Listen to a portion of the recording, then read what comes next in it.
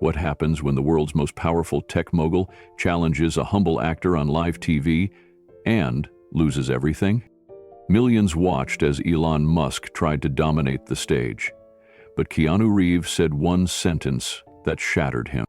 And what came next left an entire studio in stunned silence. You won't believe how it ends.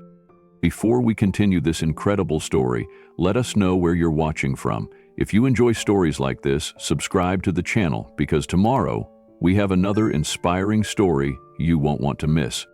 The lights above the studio dimmed, and across the world, anticipation crackled through millions of living rooms, offices, airports, and phones. This wasn't just another televised debate. This was something different, something personal, something volatile. A global broadcast was about to begin from a high-tech media studio in Manhattan, designed for moments just like this. Sharp lights, clean lines, cameras positioned like sentinels at every angle. The network had marketed it as a visionary conversation between two cultural icons, but those in the control room knew better. This wasn't going to be a conversation. It was going to be a collision. On one side of the stage sat Elon Musk, billionaire, innovator, CEO of everything from electric cars to space rockets to neural implants. Dressed in a tailored charcoal suit with no tie, he leaned into his seat like a man waiting for applause. His fingers tapped lightly on the table, as if keeping tempo with the confidence he wore like armor. For Elon, this was familiar ground. He had spoken at Davos, commanded boardrooms, faced politicians and foreign leaders. This was just another stage. Across from him, a very different figure sat in silence. Keanu Reeves, actor, activist, a man whose name didn't typically appear in headlines about artificial intelligence or future tech, but who had in recent years quietly voiced concerns about the pace and direction of modern innovation. Tonight, he didn't come as a Hollywood star. He came as a man with something to say, and maybe something to defend.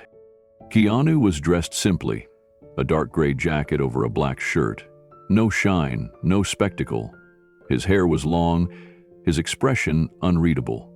He didn't fidget, he didn't adjust his mic, he just sat there, calm, as if this wasn't a high-stakes global broadcast, but a conversation across a dinner table. The contrast was striking. Where Elon exuded kinetic energy, Keanu radiated stillness. Where Elon smiled for the cameras, Keanu's eyes wandered, quietly, taking in the room, the lights, the waiting audience. Backstage, producers whispered into headsets. One of them glanced at a monitor, then muttered, "Is Keanu gonna say anything?" Another voice replied dryly, "He doesn't have to. That's the problem." The host emerged next, walking onto the stage with the polished ease of someone used to managing heat. A respected journalist known for navigating tense discussions, she offered a practice smile to the camera as the camera counted down flashed across the screen. 3 seconds until broadcast. Then 2. Then 1. And the world was watching. "Good evening," the host began, her voice crisp and steady. "Tonight we bring you an extraordinary moment. An open discussion between two of the most influential voices of our time. On my left, Elon Musk, visionary, inventor, the man behind some of the most ambitious technologies of the modern era. And on my right, Keanu Reeves, actor, humanitarian, and an outspoken voice urging us to pause, reflect, and ask the human questions that progress sometimes forgets. The applause was instant, but something about it felt uneven. The studio filled with sound, clapping, polite cheers, the shifting of bodies. Elon acknowledged the applause with a nod and a small grin, as if it belonged to him by default. Keanu, by contrast, remained perfectly still. He didn't nod. He didn't wave. His hands stayed resting calmly on the table in front of him, fingers gently intertwined. The cameras loved him for it. Stillness speaks, they say, and right now, it was saying something no one could yet name. When the applause died down, a strange moment followed. A pause. Not awkward, not scripted. Just a beat too long, like the world was waiting for Keanu to say something. Or maybe it was that no one expected him to say anything at all, and that made his silence louder than words. The host leaned forward, keeping the mood light. Let's begin with the big picture. We're living through the fastest period of change in human history. Technology is evolving daily. Elon, you've said many times that progress is not just inevitable, it's essential. What does that look like to you right now? Elon didn't hesitate. I think we're finally moving past the fear stage. AI, automation, neural integration, these aren't ideas anymore. They're reality, and the benefits speak for themselves. Cars that don't crash, diagnoses that are more accurate than any human doctor, systems that can manage complexity far beyond what the human brain can handle. That's not just innovation, that's liberation. He glanced briefly toward Keanu, just for a second, as if measuring him. I respect Keanu, I do. I've seen his movies, brilliant stuff. But we're not talking about scripts or stories. We're talking about shaping the species. And that takes courage. It takes math, not metaphor. The audience chuckled at the line. Soft laughter, the kind people give when they want to agree without committing too much. Elon smiled, satisfied. He looked every bit like a man who'd just taken the first point in a debate he expected to win. The host turned slightly in her seat. And Keanu, how do you respond to that? Keanu didn't rush. He looked up slowly, as if unbothered by the pressure or the crowd or the cameras. His voice, when it came, was soft and even. What kind of future are we building? That was all. No rebuttal, no immediate elaboration. Just one sentence, one question. And yet it changed the air in the room. Not dramatically, not like a thunderclap, but like a cold draft slipping under a closed door. A shift, subtle but unmistakable, because it wasn't a challenge. It was a mirror. And it was directed not just at Elon, but at everyone watching. The host blinked once. Elon sat back, and somewhere in the audience, someone actually stopped breathing for a second. The host smiled gently, clearly intrigued. It's a fair question, she said. Elon, care to answer? What kind of future are we building? Elon lifted his hands, gesturing with the ease of someone used to framing grand ideas. A better one where we don't spend decades doing the same manual jobs. One where people can focus on creativity, not survival, where intelligence, augmented or not, is no longer bound by biology. We are, quite literally, redesigning human potential. The words were polished, efficient, but something in them sounded rehearsed. He leaned in again. We can't cling to the past because it's comfortable. Technology isn't the enemy. Stagnation is. Keanu didn't react, not visibly. He sat quietly, eyes lowered to the table for a moment, then lifted them back to Elon. He didn't interrupt, didn't smile. His hands remained still, his breathing slow. The silence stretched, but it didn't feel like a gap. It felt like pressure. Finally, the host redirected. Keanu, Elon believes this is a leap forward, but some argue that in our pursuit of innovation, we risk leaving people behind. Is that where your concern lies? Keanu nodded slowly, as if weighing every syllable before speaking. I've seen the future in scripts, he said softly. In stories, dystopias, utopias, but none of them felt real. Until now. We're living in a time where what once seemed like science fiction is starting to rewrite how we live. That's not necessarily bad, but, he paused, we have to ask who gets to come along. That landed. The phrase wasn't sharp, it wasn't accusatory, but it made people think. The families watching at home, the programmers tuning in on second screens, the warehouse workers whose jobs were already being replaced by machines. Who gets to come along? Elon opened his mouth slightly but said nothing. The host stepped in again, lightening the tone. This debate will touch on ethics, on fear, on possibility. But one thing is clear. We are at a crossroads, and both of you are helping shape that road in very different ways. A polite round of applause followed, but this time, the energy had changed. Elon was the expected favorite, the man with numbers and forecasts.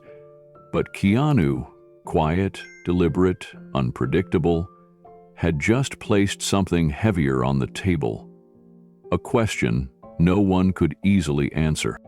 The broadcast had just begun, and already the momentum was shifting. The tension wasn't loud. It didn't explode. I whispered, and the whisper was beginning to echo. The host shifted in her seat, glancing at her notes before speaking again.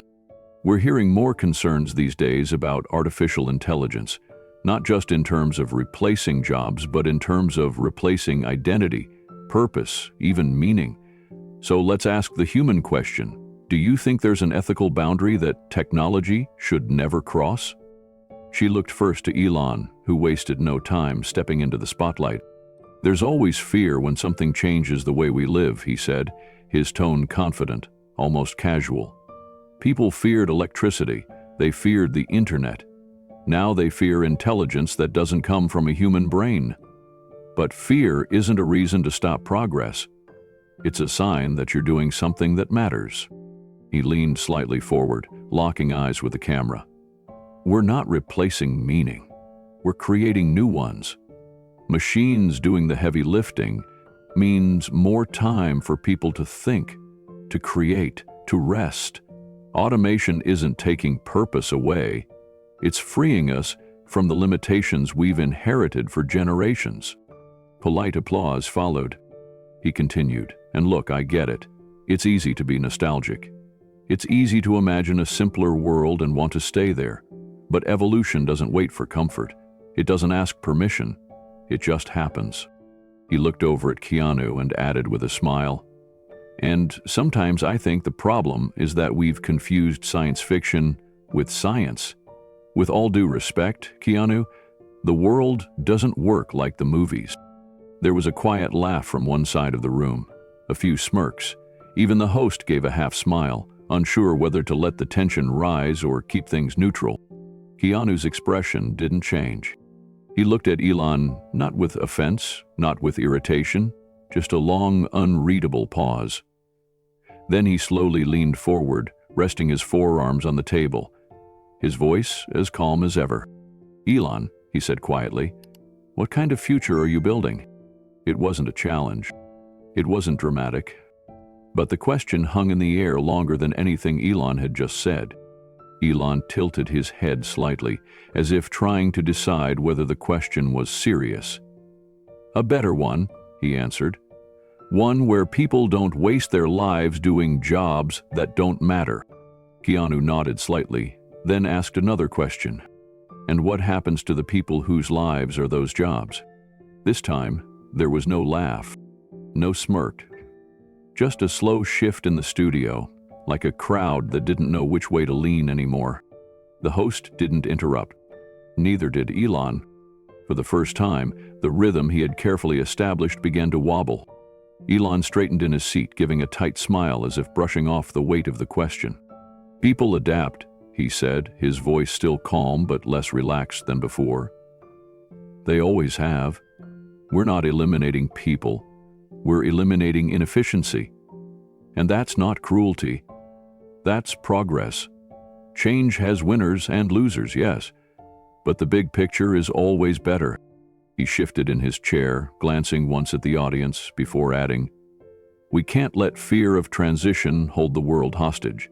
And honestly, most people don't want to do the jobs AI is replacing. Do you really think someone dreams of working an assembly line forever, or driving a truck until they're 60? Some in the audience nodded. It sounded reasonable, logical, even practical. But it didn't feel complete. Keanu didn't answer immediately. He looked down for a second, then back up, his eyes focused, still, and when he spoke, he didn't raise his voice. He didn't need to. You don't call it progress when a storm wipes out a village. The words hit like a whisper with weight. he continued, slow and measured. You don't call it innovation when a machine replaces a father's ability to provide for his children. The room fell silent. The studio lights seemed to glow brighter, but no one moved. Keanu's voice was steady. Progress isn't progress if it leaves people behind. It's not evolution when it forgets empathy. It's erasure. The audience was still. Even the crew backstage stopped moving. The host, visibly affected, glanced briefly between them. Elon sat still, eyes narrowing slightly, like a man who just realized he had underestimated the person across from him. Keanu leaned back. He didn't elaborate. He didn't push. He just let the silence do its work. The host turned to Elon. Do you want to respond? Elon cleared his throat softly. Look, he said, a little faster than before. I understand that not everyone's comfortable with how fast things are changing. I get that, but that's not a reason to slow down.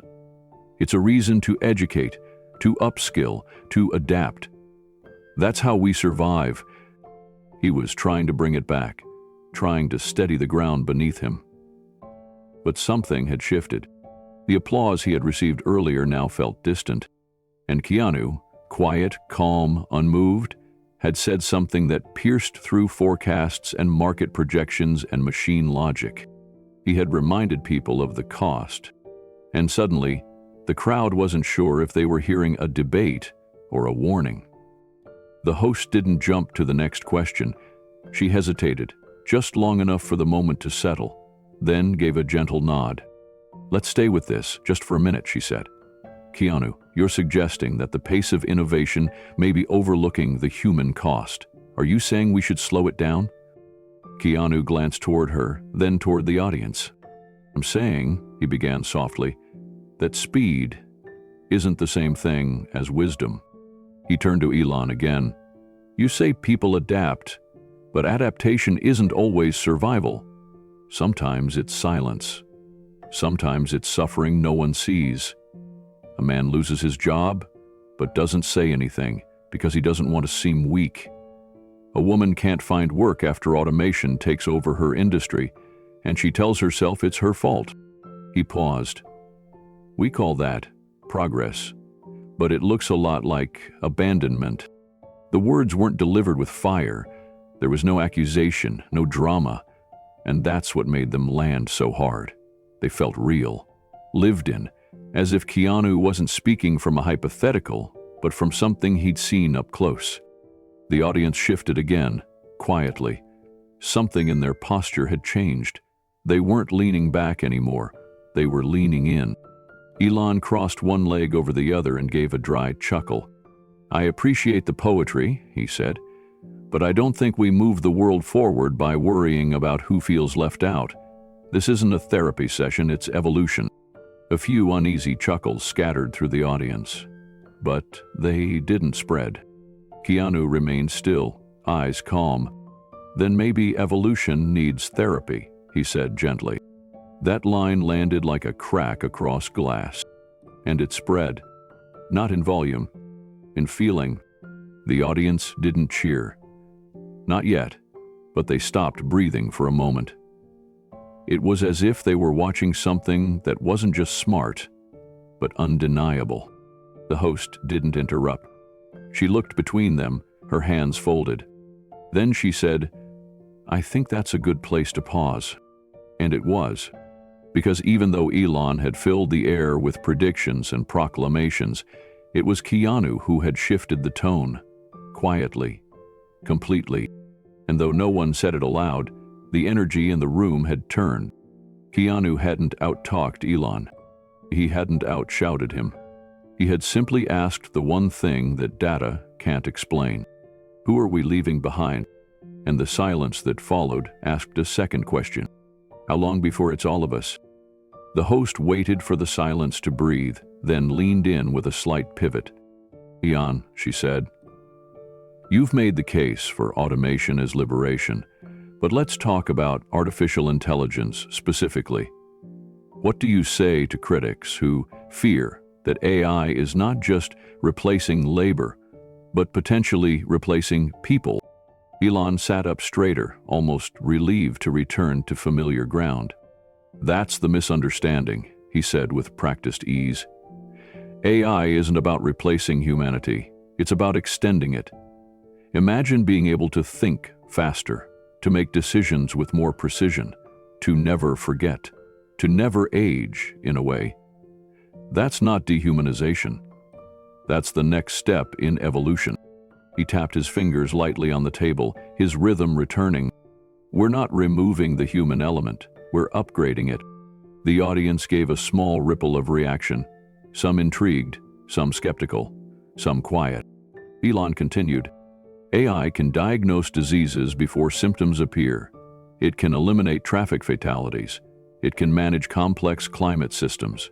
And yes, it can take over tasks humans weren't designed for. Not because we're weak, but because we've finally built something strong enough to carry the load." He turned slightly toward Keanu. "We don't fear AI because it's wrong. We fear it because it's better, and maybe it should be." Keanu didn't blink. The host nodded. "Keanu, what do you think? Is AI the extension of humanity, or its replacement?" Keanu leaned forward just a little. His tone didn't change. It never did. "Elon," he said gently, "have you ever seen a sunset?" The room tilted in confusion. A couple of audience members laughed quietly, not mockingly, just uncertain what he meant. Elon blinked. "I'm sorry?" Keanu didn't elaborate. He repeated the question. "Have you ever just sat still and watched the sun go down?" There was a long pause. Elon gave a small shrug. "Sure, I guess. What's your point?" Keanu waited. He didn't rush the answer.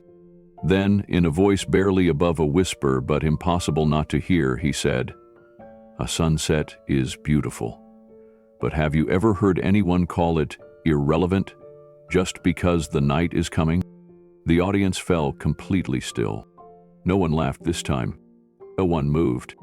Because something in the way he said it, quiet, certain, cut through the air like light through fog. Keanu let the silence hold for just a second longer, then added, "You don't replace beauty just because something else is on the way. You honor it. You sit with it. You feel it." He looked at Elon. "And then you ask yourself if what's coming deserves to follow it." The audience didn't clap. They didn't murmur. They simply sat there, wrapped in the quiet weight of what had just been said. The host opened her mouth, then paused, perhaps to allow the room to process it, perhaps because she herself wasn't ready to break the stillness. Elon cleared his throat. "So, what exactly are you saying?" he asked, his voice sharper now but still trying to sound composed. "That we should just admire the world as it is and do nothing? That we should sit around watching sunsets while our problems multiply?" Keanu didn't flinch. He didn't even raise an eyebrow. "I'm saying," he replied, "that we don't build a better world by forgetting to feel the one we already live in." Elon sat back. The rhythm he had found earlier was starting to fade again. He adjusted his sleeve, then continued, almost defensively. "Look, I respect your perspective, I really do. But this isn't a movie. It's not about scenes and symbolism. It's about data, systems, code. If we don't push forward, we fall behind." Keanu nodded slowly. "Push forward," he repeated. "But to where? And for who?" That question didn't come with edge or confrontation, but it landed just as hard. The host leaned forward again, her voice softer now. "There's a growing divide," she said, "between those who feel like technology is helping them and those who feel like it's leaving them behind. Is that gap what you're pointing to?" Keanu turned his gaze toward her. "The gap isn't just economic, it's emotional, it's human. The more we digitize our lives, the more we forget how to be here." He gestured gently toward the space between them. "Here, where silence matters, where slowness matters, where people aren't efficient or profitable, but they're real. That kind of presence doesn't scale, and that's why it gets erased." Somewhere in the back of the room, a single person clapped, soft, uncertain, instinctive. Then another joined. Then a third. It wasn't loud, it wasn't dramatic, but it was honest. Elon shifted in his seat. The smile he'd worn during the first round of applause didn't return. The host took a breath, looking between them. This conversation is turning into something deeper than we expected. And it was. Because the man everyone expected to dominate the stage was now reacting. And the one they had underestimated was slowly, steadily, becoming the center of gravity. Keanu had only spoken in moments, but somehow those moments had become the pulse of the room. The host shifted in her chair, sensing the depth the conversation had reached. She spoke carefully now, not wanting to break the thread. Keanu, what would you say to people who believe that resistance to technology is just fear of change, that slowing down could cost lives, opportunities, maybe even civilization itself? Keanu didn't hesitate this time. Say that it's not about resisting change, he said calmly. It's about remembering what we're changing away from. He looked out toward the crowd, his eyes scanning not the cameras but the faces. Every generation has its revolution, but not every generation remembers to bring its soul with it. That line hit different. No one knew quite how to respond. He continued, "We're building machines that think, systems that decide, platforms that connect everyone, but isolate them at the same time. And no one's asking whether connection without presence is really connection at all." He paused, just long enough. "Sometimes the most human thing we can do," he added, "is sit in silence with another person and let it mean something." The host seemed momentarily lost in his words. When she blinked and recovered, she turned to Elon. "Elon, your thoughts?" Elon sat straighter, the slight tension in his jaw finally visible. He adjusted his mic as he began to speak, this time with more deliberate control. "We don't build progress by romanticizing the past," he said. "Look, I admire Keanu's heart, I do, but none of what he's saying solves the climate crisis, or global disease, or energy poverty. Sitting still won't feed the next billion people. Innovation will." A few scattered claps came from a corner of the audience, but they were hesitant. "Measure," Elon added. "The world doesn't move forward through emotion. It moves forward through action." Keanu nodded, acknowledging the point. "Action matters," he said softly. "But action without reflection becomes machinery, and eventually, machinery without memory builds a world no one recognizes." The studio grew quiet again, not out of discomfort, but out of recognition. Elon had made points. Keanu had made meaning, and the difference between the two was starting to shape how the audience responded. The host spoke again, more slowly now. "Maybe the challenge isn't choosing between technology and humanity," she said. "Maybe it's making sure one doesn't erase the other." Keanu looked at her and gave a single nod. That was all, but it was enough. The camera pulled back slowly. The applause didn't come yet, but the tension had shifted. Not like a wave, like a tide. Quiet, steady, unstoppable. The pause that followed was longer than any so far. The host let it linger, sensing the weight in the room. When she finally spoke, her tone was even. "Elon, you've made the case that technological advancement is essential, but we're hearing from Keanu a concern that we might be moving forward without asking, who gets left behind? Would you say you disagree with that premise?" Elon exhaled, straightened his jacket, and responded. "I think we're focusing too much on feelings and not enough on scale. We can't build a future based on who gets their feelings hurt by progress. That's not leadership, that's hesitation." His voice was firm, but something about the delivery had changed. A beat too fast, a bit tighter in the chest. He continued, "I've sat in rooms where we've calculated the clean energy needs of entire continents, where we've discussed how to distribute AI models that can save millions of lives. This isn't fiction. This isn't emotion. It's engineering. We don't have time to light candles and watch sunsets while the world burns. Some applause came from the back. The tone was different this time. Defensive, not supportive. Elon leaned in again. The truth is, stories don't solve problems. Equations do. You can't cry your way through climate change. You code your way through it. That's how we win. He glanced at Keanu with a look that hovered between challenge and dismissal. The host started to pivot, but Keanu spoke before she could ask the next question. "I know a man named Robert," Keanu said, softly. "He's 61, worked in manufacturing his whole life. His job was replaced last year by a robotics system built by one of Elon's companies. He spent the next 6 months sitting on his porch, watching the factory he used to work in hum without him." Elon shifted. He wasn't angry, Keanu continued.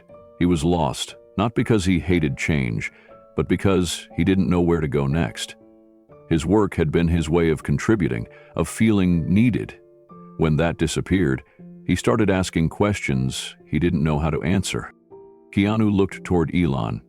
Where does Robert go when the system moves on without him? Where's the upgrade for his sense of worth? The room was silent again, but this silence was different now. Elon looked down briefly, then up. He opened his mouth, but didn't speak. His rhythm, once fluid and practiced, was stalling. Elon adjusted his posture and forced a small smile. "I'm not saying Robert doesn't matter," he said, keeping his tone even. "But anecdotes aren't the same as outcomes. Yes, change has friction, but when the dust settles, society is stronger, more efficient. That's not theory, it's history." He looked at the host. Every major leap in civilization had casualties, economic, emotional. But would we trade antibiotics for tradition? Would we give up the internet because people missed writing letters? The host nodded carefully, letting him speak without interruption. "We are heading toward a future where disease, hunger, even mortality can be radically changed," Elon added. "And that doesn't happen by slowing down. It happens by building faster than the problems." He sat back, letting the words hang in the air. But the audience didn't respond. No applause. Just that quiet hum of a crowd, unsure if they were still on board. Keanu didn't interrupt. He waited. And when he did speak, it wasn't to argue. "I'm not asking for us to stop," he said gently. "I'm asking us to look." He folded his hands in front of him, eyes calm. Progress without perspective isn't evolution, it's acceleration. And sometimes, what we call moving forward is actually just forgetting what mattered. He glanced toward Elon. "I met a mother 2 months ago who lost her job to automation. She told me she wasn't angry at the machine. She was angry that no one had looked her in the eye and told her she still mattered." Keanu paused, letting that line breathe. Not her skill set, not her resume. Her. The audience shifted again, slower now, more reflective than reactive. Elon tapped his fingers on the table, once, twice. The rhythm was gone. He reached for his water and took a sip, then leaned forward. "But Keanu, that's not a scalable model. You can't base global policy on individual pain. If we do that, we never move. We never innovate." Keanu tilted his head, voice steady. "Then maybe innovation has to learn how to wait." There was no applause yet, but there was something heavier forming, something deeper than claps. Recognition. The host looked between them. She had moderated 100 panels before, but this was the first time she looked uncertain about whose side she was supposed to hold together. Elon's hands clasped tighter. His tempo, once untouchable, was showing strain. And for the first time that evening, the weight of the room didn't lean toward the man with the future in his hands. It leaned toward the one who simply asked us not to forget the present. The host finally stepped back in, her voice slightly softer now. "Elon, Keanu raises a question that's resonating beyond just this stage. If people are losing their identity in this transition, Should progress be redefined to include emotional sustainability, not just technical success? Elon hesitated for a beat. Then he spoke, choosing his words more carefully. I believe in people, but I believe in data more. Because data doesn't lie. It doesn't get tired. It doesn't hold grudges or cling to old ways. It just tells us what works. He turned to Keanu. I think your stories are meaningful.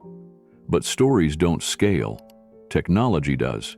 And when you're trying to save billions, you don't always have time to comfort millions. The words landed hard, not because they were cruel, but because they were cold. A few in the audience nodded, but more looked unsure now. It was the kind of logic that used to inspire. But tonight, it sounded hollow. Keanu leaned forward slowly, resting his elbows on the table. Elon, he said quietly, do you remember the first email you ever sent? Elon blinked, caught off guard. I don't know, probably something technical. Why? Keanu nodded.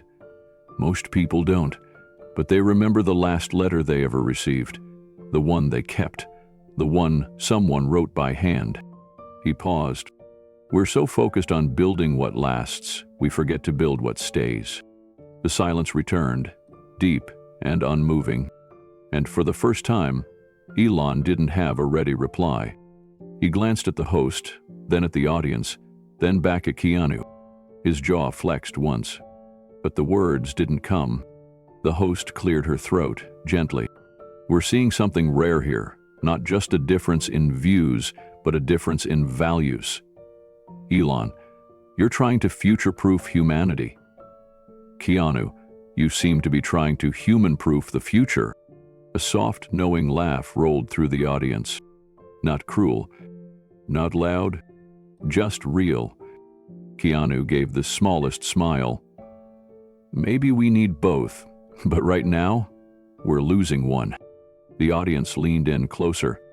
Not physically, but emotionally. Elon, for the first time in the broadcast, looked like he wasn't sure if he was winning anymore. And it showed. He folded his arms. He glanced at the timer on the stage. He tapped a finger against the table again. But the rhythm was off. Something had shifted. The man who usually silenced rooms with certainty was now being quieted by something else. Not by data, not by a louder voice, but by someone willing to say less and mean more. And just like that, the debate had tipped. Not in noise, but in stillness. The host allowed the pause to stretch just a little longer, her voice softer now when she spoke. I want to bring this back to something very real. Automation isn't coming, it's already here. Entire industries are shifting. Millions of workers are being displaced. Elon, do you believe that's simply the cost of progress? Elon straightened, regaining some of the firmness in his voice. Adaptation is the reason we're still here. It's how we went from caves to cities, from walking to flying, from letters to quantum communication. Every major advancement required people to change. He pointed slightly as he continued. Yes, people are losing jobs, but they're also gaining opportunities. We don't talk enough about that. New roles, new industries, entirely new fields. Just because the old way is gone doesn't mean people are being erased. They're evolving. He looked directly at Keanu now. People adapt. It's how we've always survived. Keanu took a moment. Then he nodded slightly, acknowledging the point. Then he spoke. But we didn't survive by becoming machines. His voice wasn't louder, but it was fuller somehow. We survived because we cared, because we remembered the weak, because we shared, because when one person fell behind, someone stayed back and lifted them up. He looked into the audience now, not just at Elon. We didn't survive by outcoding each other. We survived by holding on to each other. There was silence. A silence that didn't feel passive, but reverent. Then, from the back of the room, a single clap broke through. Then another. Then a few more. It wasn't loud. It wasn't coordinated. But it was honest. Keanu didn't react to the applause. He continued, his voice unwavering.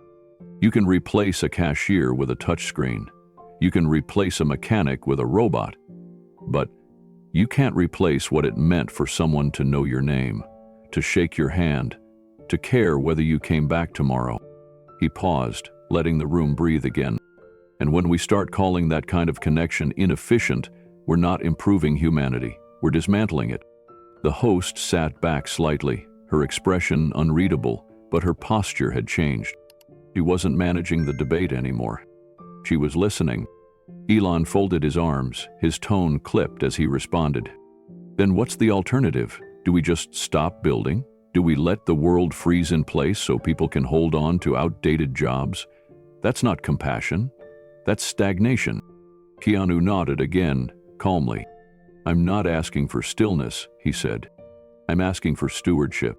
The host looked between them, her fingers lightly pressed together.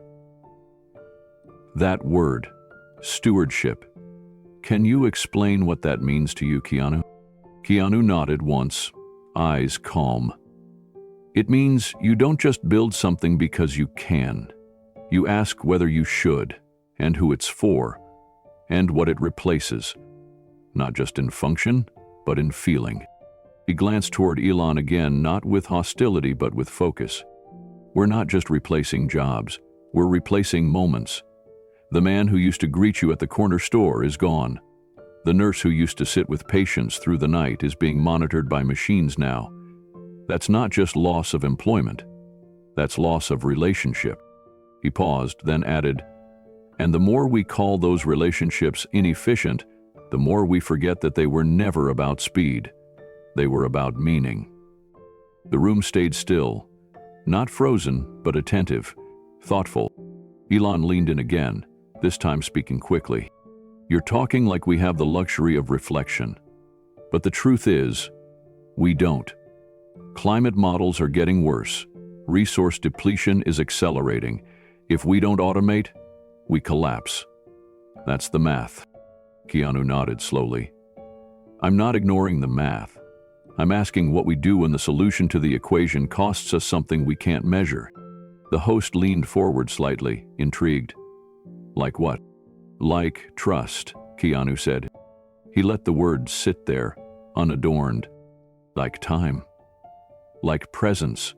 Like knowing someone is there not because they were programmed to be, but because they chose to be.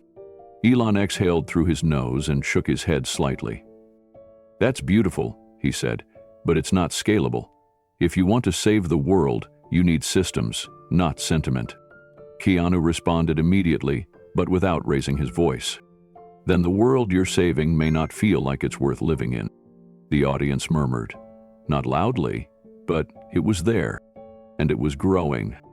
The host looked down at her notes for a moment, then set them aside. She wasn't following a script anymore. Keanu, she said softly, do you think there's a point where we should stop? A red line we shouldn't cross? Keanu didn't hesitate. Yes, he said, when we forget how to see each other. He looked at Elon again, and this time, the look wasn't just about disagreement. It was about warning. We're not just building tools, we're building culture. And if we're not careful, we'll automate our way into loneliness.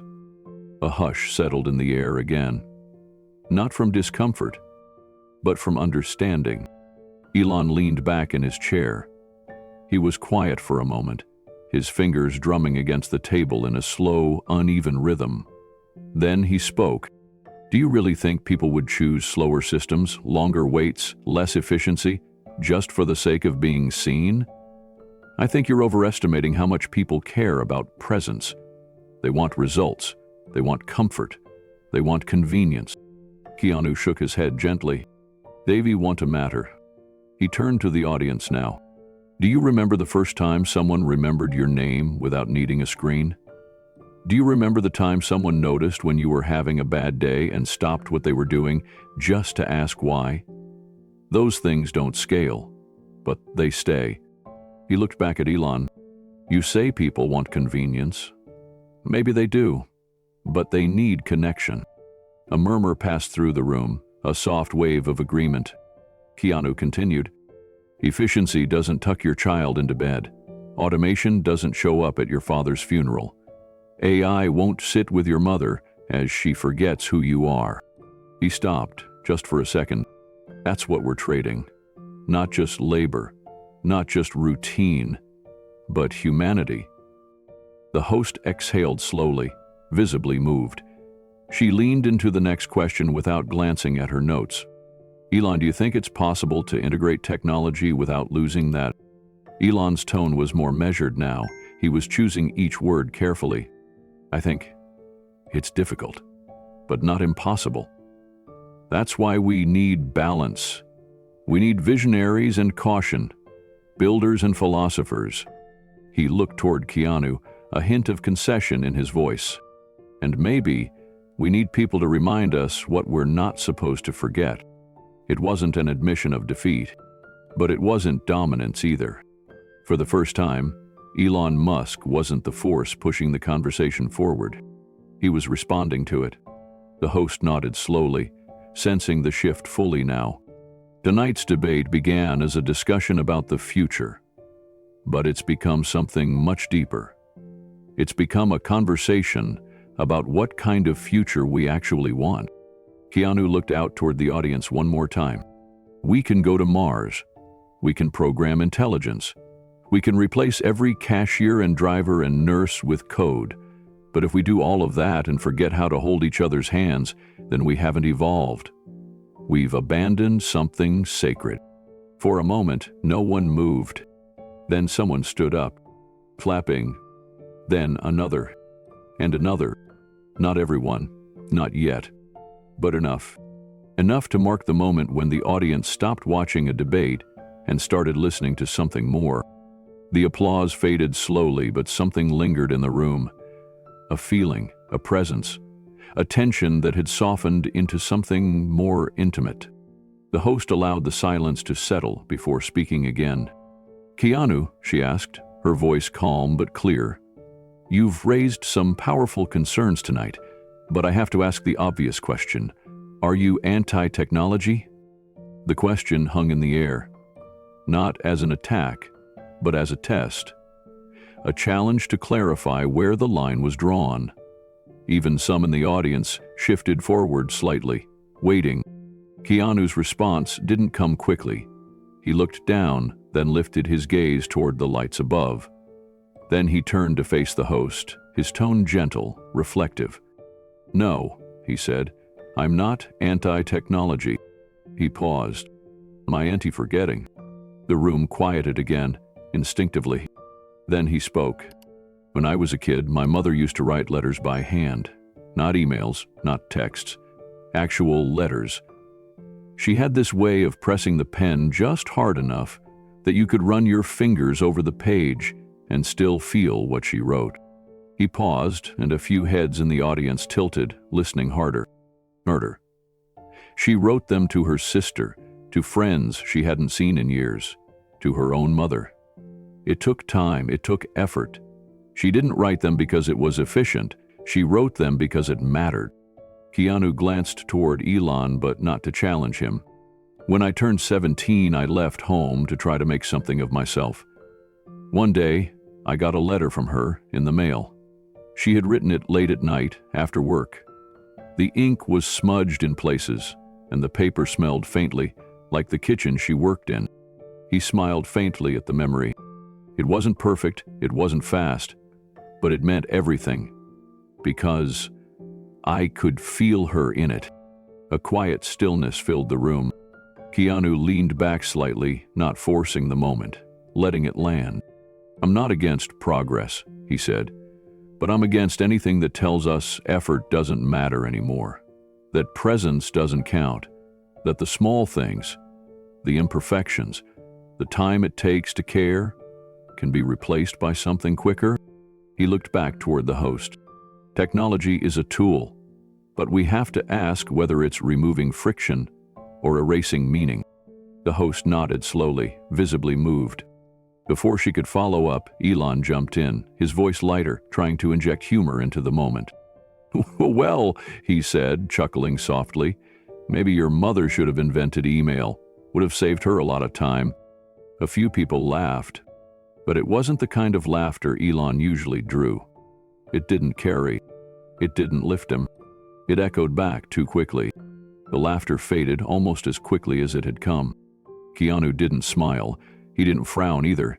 He just let the moment pass, then answered quietly. She didn't want to save time, he said. She wanted to give it. That one sentence pulled the room back into stillness. The host leaned forward again, sensing the shift. Can you say more about that, Keanu? He nodded. She worked long hours. She was exhausted most nights. But when she sat down to write, it was never rushed. She didn't try to make it shorter. She didn't try to optimize it. She gave time the way people give gifts, freely, without expecting anything in return. He turned to the audience. How often do we do that anymore? Silence, not the kind that waits to be filled, the kind that agrees. Keanu continued. We've built a world that celebrates speed. Speed of thought, speed of delivery, speed of connection. But speed can't hold your hand. Speed doesn't pause when you're hurting. And when everything moves fast, we start to believe that anything slow is broken. He looked back to Elon, not combatively, almost sadly. But maybe what's broken is the belief that time given is time wasted. Elon adjusted in his seat. He smiled again, but it didn't feel natural. He spoke, a bit firmer now. Okay, but let's be real. Not everyone has the time to write handwritten letters. Not everyone has the luxury to slow down. We live in a world of deadlines, of systems, of global demands. Isn't it a little privilege to say that people should just step back and give more time? Keanu didn't hesitate. No, he said. It's human. He let that settle, then added, this isn't about nostalgia. It's about remembering what effort means, what presence means. When we remove all friction from life, we also remove the very things that used to make us feel close to one another. He paused. It's not just that machines are doing the work. It's that we're forgetting why we ever did it in the first place. The host didn't speak yet. She didn't need to. The audience was shifting again, quietly, internally. Keanu wasn't offering solutions. He was offering reminders. And reminders were landing in places Elon's data couldn't reach. Elon exhaled slowly and looked at the host. You asked earlier if Keanu was anti-technology, he said. Now I think I understand. He's not against machines. He's just in love with the past. There was a pause. Then Keanu answered, I'm in love with people. And that, somehow, said everything. The host leaned back slowly in her chair, hands folded, her expression thoughtful. Keanu, she said, you've said a lot about presence and meaning tonight. Do you think technology is incompatible with that, or is there still a way to bring both together? Keanu looked toward her, then to the audience again. He waited just long enough for the room to quiet completely before answering. There's a way, he said, but we can't pretend it'll happen on its own. He shifted forward slightly in his seat. Technology will always move forward. That's what it does, but it's people who decide how it moves. It's us who decide whether we're building tools to help each other or walls to isolate each other. He paused. My mother never built a machine, but she taught me what it means to give your time to someone, not because it's efficient, but because it matters. That's what we need to remember. A single person near the front clapped. Then another.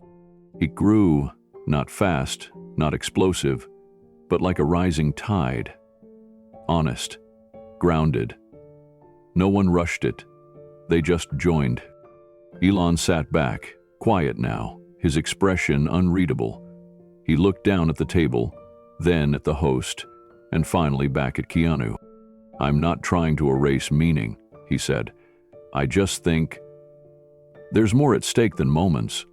We're trying to save the species. That takes more than feelings. Keanu nodded gently, but feelings are the species. Another ripple of response passed through the audience. He continued, "If you remove everything that slows us down, grief, love, empathy, reflection, you're not building a better human. You're building a colder machine." He looked around the studio, his voice calm. "And no one's tuning in tonight because they wanted to see code. They're here because somewhere deep down, we all know something's slipping away." The host took a deep breath. "Something like what?" Keanu answered quietly. "Wonder." That word floated for a long time. Elon looked at him, almost curious now, not combative. "You think technology destroys wonder?" Keanu shook his head. "No, I think it forgets to protect it." He sat back. "That's all I'm asking. Not to stop building, just to start remembering what we're building for." The applause came again. Not wild, but full. The audience didn't rise yet, but the weight in the room had shifted again. Not just in tone, in allegiance. The host looked between them both, her voice steady. "We'll continue after the break," she said. "But when we return, we'll ask the question that's now clearly at the heart of tonight's debate. What kind of future do we want to feel?" As the lights dimmed for commercial, Elon adjusted his mic quietly, and Keanu sat still, saying nothing, but saying everything. The broadcast resumed, with soft music fading out, and studio lights brightening just slightly. The host welcomed viewers back, her voice composed but carrying the tension of what had just unfolded. "Before the break, we were exploring the role of wonder, presence, and meaning in the age of automation," she said. "We now return to that conversation with a question that's both philosophical and personal. What do we want the future to feel like?" Elon leaned in first. His tone, though calm on the surface, had a different edge now, one that felt more like defense disguised as analysis. "I think this whole conversation has drifted off course," he said. "We're supposed to be discussing the future, real problems, real solutions. Instead, we're debating emotion and nostalgia, like that's going to save the world." He glanced around, scanning the audience. "I mean, let's be honest here. We're talking about progress, and we're being told to slow down by a movie star. Someone who doesn't build systems, who doesn't write code, who hasn't spent a single day trying to solve these problems in the real world." There was a murmur in the crowd, low and restless. Elon didn't stop. "You're a great actor, Keanu. You've played a lot of heroes, but pretending to save the world isn't the same thing as actually doing it." He paused, as if weighing his next line, then delivered it with forced casualness. "Let's face it, Hollywood's moved on. You're irrelevant, and this audience, they're here for the nostalgia, not because you're the future." The room froze. It wasn't just silence, it was a recoil, a sharp collective breath from the audience, one that wasn't on Elon's side. The host's eyes widened slightly. Her hand moved toward her notepad, then stopped. She glanced toward Keanu, waiting. Keanu didn't shift. He didn't blink. He didn't show even the smallest flinch. He sat for one long moment, completely still. Then he leaned forward. Not in defense, not in anger, in clarity. "The question," he said softly, "isn't whether I'll be remembered." His voice didn't rise, but it cut through the studio with a quiet finality that nothing else had all night. "The question is what they'll remember about you." No one moved. Then a single clap, then a second, then a third, and then the room erupted. A standing ovation surged up from the seats, not polite, not hesitant. It was immediate and overwhelming. The cameras caught it all. Elon's face still, his eyes blinking slowly, his posture stiffening as the crowd stood without him. He had tried to dominate the room, but the room had chosen. The applause didn't fade quickly. It grew. People rose from their seats not out of excitement, but out of something deeper. Recognition, solidarity, respect. The host remained seated, but her eyes were locked on Keanu. Even she seemed momentarily unsure how to proceed. Keanu didn't gesture for applause. He didn't nod or smile. He simply sat still, eyes lowered slightly, hands folded. Elon sat rigid, his jaw tense, lips pressed together. He tried to smile, but it came off tight, strained. He gave a half laugh, shaking his head as if to brush off the moment. "Well," he said, voice light but cracking, "that was dramatic." No one laughed. He glanced at the host, then back to Keanu. "I mean, come on," he added. "This isn't a script. This is real life. If we start judging people on applause lines, we're not having a debate, we're watching a performance." Still, no laughter. No nods. Even Elon's supporters were quiet now. Keanu finally looked up again. "This is real life," he said, his voice as calm as ever. "That's why it matters." He turned slightly toward Elon, not with fire, not with pride, with something closer to sorrow. "You think I'm holding on to the past, but maybe I'm just trying to remind us we had something worth holding." Elon let out a short breath, his eyes flashing with something unspoken. "You know what people are going to remember about me?" he asked, louder now. "That I tried to solve the impossible. That I built rockets, cured diseases, changed the way the world thinks. You're still telling stories. I'm writing reality." Keanu didn't answer immediately. The host interjected, her voice measured. "But whose reality?" she asked. "And at what cost?" Elon froze, just for a moment. That question hadn't come from Keanu. He had come from the person moderating him, the one meant to stay neutral. Keanu turned to her and nodded once, then answered slowly, "Reality without reflection becomes noise. Loud, endless, deafening noise. But truth?" He paused. "Truth whispers, and it stays." More applause followed, not as explosive this time, but even more unified, even more certain. Elon looked away, not in surrender, but in calculation. He had lost the momentum, and somewhere deep down, he knew it. The camera panned over the audience again, people on their feet, eyes fixed on Keanu. Some clapped with tears in their eyes, others with arms crossed, not needing to perform agreement, just feeling it. Keanu remained quiet, not triumphant, just steady.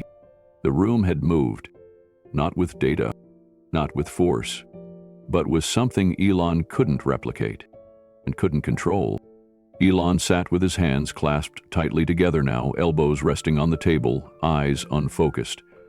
The crowd had returned to their seats, but the silence they left behind was thick, almost heavy. The host looked at him carefully, offering a chance to recover. "Elon, is there anything you want to clarify?" He cleared his throat, tried to sit taller. "Look," he said, forcing a steadier tone, "I didn't mean to insult Keanu. He's clearly passionate, but passion doesn't fix systems. Emotion doesn't program solutions." He looked around the studio. "It's great to be liked. It's better to be useful." It landed flat. A few people nodded politely, but the spark was gone, and the room could feel it. Keanu didn't jump in. He waited. Only after a long pause did he speak again. "Elon," he said gently, "usefulness isn't the same thing as worth."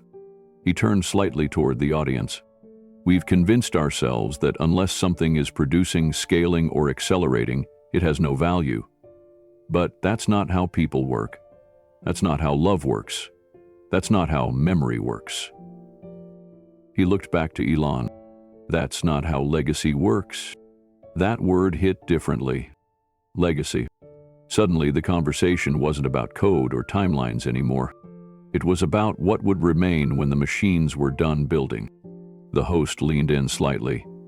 "Keanu, earlier you said the question isn't whether you'll be remembered, it's what they'll remember about Elon.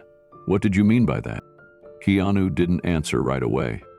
Then he said, slowly, "I think he'll be remembered for what he built. That's not in question. But whether he'll be remembered for who he built it for, that's still undecided." He paused, And it should be. Elon looked directly at him now. He wasn't smiling. "What do you think I've done wrong?" he asked quietly. Keanu didn't hesitate. "You forgot. We're not here to outlast each other. We're here to outlove each other." That was it. That was the line that changed the temperature in the room. It wasn't applause this time. It was stillness. And then came something deeper. A standing ovation again, but different, slower, more emotional, as if the crowd wasn't just agreeing, they were awakening to something they'd forgotten. Elon sat still, jaw tight, his eyes watching the crowd, not out of pride, not out of envy, but with something closer to uncertainty. He had come to win, but what he was facing now wasn't competition. It was conscience. The host finally spoke. "I think that's a good place to pause." She didn't call for a break. She didn't transition. She just let the moment live. Keanu sat back. Elon didn't move. The debate had changed. Not because Keanu spoke louder, but because he spoke to something Elon had never prepared for and couldn't defend against. The applause faded, and for a moment, it seemed the room might not recover from the shift. Elon sat still, hands folded tightly, eyes unmoving. Keanu remained calm, breathing evenly, gaze lowered. The host glanced at her producer behind the camera. Then she looked back at the stage. Her voice returned, carefully composed, her tone slightly faster than before. "All right," she said gently. "We've heard powerful thoughts tonight on meaning, memory, innovation, and legacy. But I want to steer this to something larger, something global, something urgent." She turned slightly in her chair to face them both. "In your view, what is the greatest threat facing humanity today? Not just in terms of technology, but as a species." A question designed to level the field, to invite reflection, not rivalry, to allow Elon space to recover. And he took it. At first, he sat up, adjusted his blazer, and leaned toward his microphone. "There are a lot of threats," he began. "Climate collapse, overpopulation, resource exhaustion, AI without ethics, misinformation, biological warfare. Any one of these could cripple civilization." He took a breath. "But in my opinion, the greatest threat to humanity is hesitation. People who are afraid to build. People who want to slow down every solution because they fear discomfort." Then, without even looking at Keanu, he added, "People who romanticize the past so much they block the path forward. Philosophers with no prototypes, artists who confuse emotion with strategy. Sentimentality isn't a survival plan." It wasn't shouted. It wasn't cruel in tone, but it was unmistakably directed and undeniably sharp. The audience didn't gasp this time. They'd heard enough to know that tone now, but there was a quiet ripple.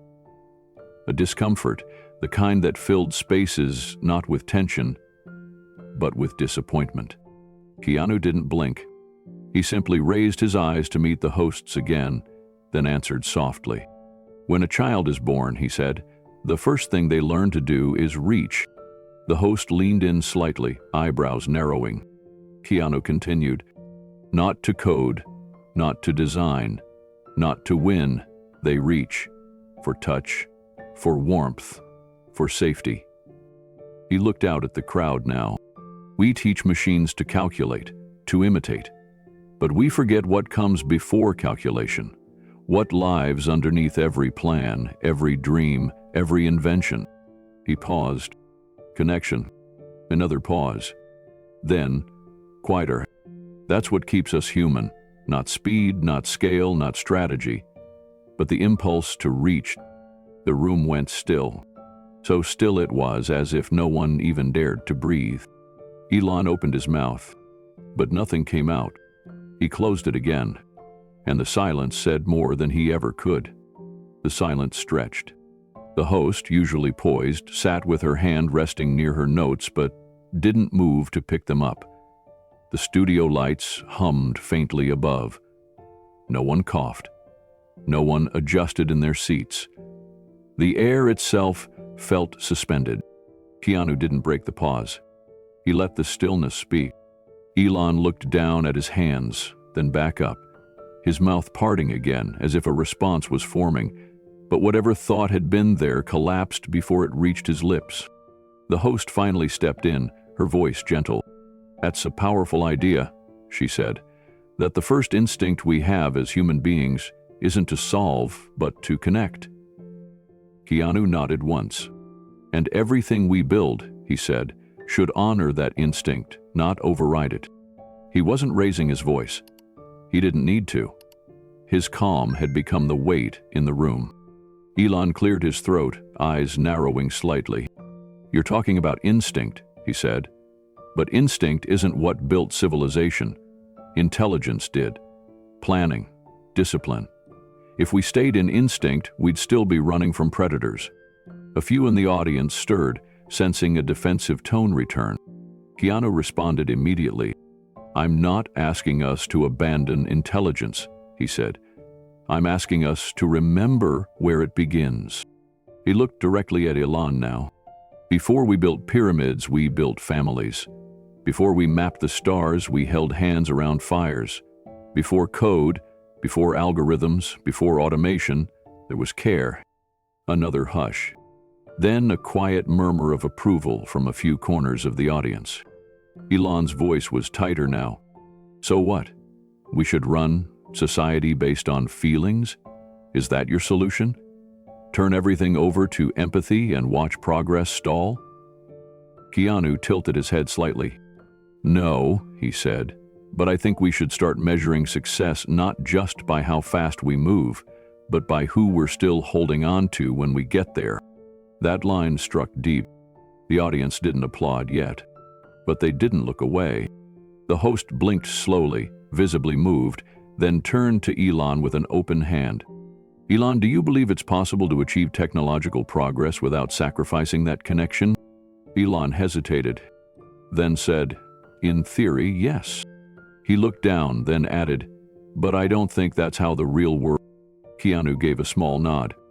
"Then maybe the real world needs to be reimagined." This time, applause followed. Not loud, but real. Elon sat still. His hands were no longer folded. One rested on the table. The other clenched slightly in his lap. And for the second time that night, he had no comeback. The applause faded into stillness once more. But this time, it wasn't hesitant. It was thoughtful. The kind that leaves behind more than it releases. The host looked at both men, then back toward the audience. "I think what we're witnessing here," she said, her voice quiet, "isn't just a difference in strategy. It's a difference in philosophy." She turned to Keanu. "Earlier, you said the first thing a child learns is to reach. What happens when that instinct is no longer taught? When technology becomes the first touch instead of a person?" Keanu leaned forward just slightly. "Then we forget how to feel." His voice carried. "And when we forget how to feel, we stop noticing each other, we stop listening, we stop grieving, we stop celebrating, we stop seeing." He looked down for a moment, then raised his eyes again. "We become efficient, but we become empty." There were no notes in front of him, no rehearsed lines, just a steady stream of truth delivered without armor. The audience was still, but they were leaning in again, not physically, but emotionally. Their silence wasn't passive, it was attention. Elon opened his mouth again, but this time there was no momentum behind it. He had spent a career building systems, but tonight he had run into something his systems couldn't outpace. The host waited a few seconds longer. Then she gently offered Elon another opportunity. "Is there anything you want to add?" Elon let out a shallow breath. "I think," he said, "that we don't agree." It was all he could manage. And somehow that admission, small as it was, felt like a concession. Keanu didn't smile. He didn't push. He simply nodded once, almost kindly. "We don't have to agree," he said, "but we do have to care." The host looked around the room, then back at the camera. "This moment," she said slowly, "feels like more than a debate. It feels like a mirror. one that's forcing all of us to ask, what are we really becoming? She folded her hands and leaned back. Keanu turned toward the crowd. You can innovate everything: language, medicine, transportation, even intelligence. But the one thing we cannot afford to automate is the human heart. This time the applause didn't start in one corner. It started everywhere. The studio rose again, not just for the man, but for the truth he carried. Elon remained seated, his eyes low. He had no words left, no report, no redirection. Only the quiet realization that this debate had become something larger than opinion. It had become a reckoning. And Keanu Reeves, the man no one expected to lead it, now sat in silence. While the world finally listened, the studio lights remained steady, but something in the air had changed. It wasn't just tension anymore. It was history being written in real time. The host leaned forward and tried to recenter the discussion. We've talked about connection. We've talked about instinct. Let's bring it back to where the world is heading. Fast. Elon, many people trust you as the leader in this space. What do you say to those who worry that AI and automation are moving faster than ethics? Elon nodded quickly, almost too quickly. I think we have safeguards in place. We have governance teams. We have policy researchers. We're working closely with regulators to ensure ethical frameworks are in place. The words came fast, like memorized lines.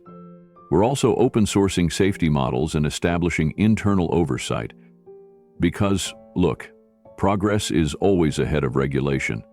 It's how innovation works. He gave a small smile, but it didn't connect. Not with the room, not with the moment. The host waited a beat. So, you're saying the system can regulate itself? Elon shifted. Well, not entirely, but it's about balance. And ultimately, the public needs to trust the developers. In another context, it might have sounded fine. But tonight, it rang hollow. The crowd didn't react. The host nodded once, then turned. Keanu? Keanu didn't speak right away. When he did, his voice was low and steady. I think people are tired of being told to trust systems. He looked directly at the camera now. They trusted systems when their jobs disappeared. They trusted systems when their privacy vanished. They trusted systems when their towns were left behind in the name of innovation. He turned slightly back to the host. And now, those same systems are asking for blind faith. Again. He paused. But you don't ask people to trust you from a podium. You earn it at eye level. The studio fell completely silent. But the internet didn't. In the live chat, on YouTube, Twitter, TikTok, even the network's own stream, the comments began to move like a wave. Nine, line after line, message after message, a flood. Some viewers typed it once. Others typed it 50 times. The meaning was clear. Keanu is right. Keanu is the voice we trust. On-screen moderators couldn't even slow it down. It was like trying to dam a river with your hands. The host glanced at the screen beside her where the viewer metrics and comments were displayed. Her expression shifted for just a second. Then, she looked back at Keanu. You've sparked something, she said. Keanu didn't acknowledge it. He didn't need to. He just nodded, slowly, and then said the one thing that no algorithm could replicate. It's not about me. It's about all of us, remembering what we nearly forgot. Elon shifted in his chair again, glancing off stage briefly, then back at the host. Okay, but let's be realistic, he said. These aren't bedtime stories. We're talking about global logistics, infrastructure, neural networks. You can't slow down quantum computing just because someone feels nostalgic about eye contact. The room stayed still. Keanu responded without pause. You're not wrong about the scale of our challenges, he said, but I think we make a mistake when we assume that emotion is the enemy of progress. He turned slightly toward Elon, his tone calm but unshakably firm. It's not emotion that's slowing us down, it's indifference. It's the belief that empathy is expendable, that we can sacrifice human dignity on the altar of speed and call it necessary. He paused. But when you remove empathy, you remove meaning. And when you remove meaning, you're not building a future, you're just generating outputs. The live chat surged again. 9, 9, 9, thousands, tens of thousands. Across platforms, across devices, the number became more than a response. It became a statement. Keanu glanced toward the cameras, not with pride, but with quiet purpose. This isn't a campaign, he said. It's a reckoning, and people aren't choosing sides between humans and machines. They're choosing sides between silence and soul.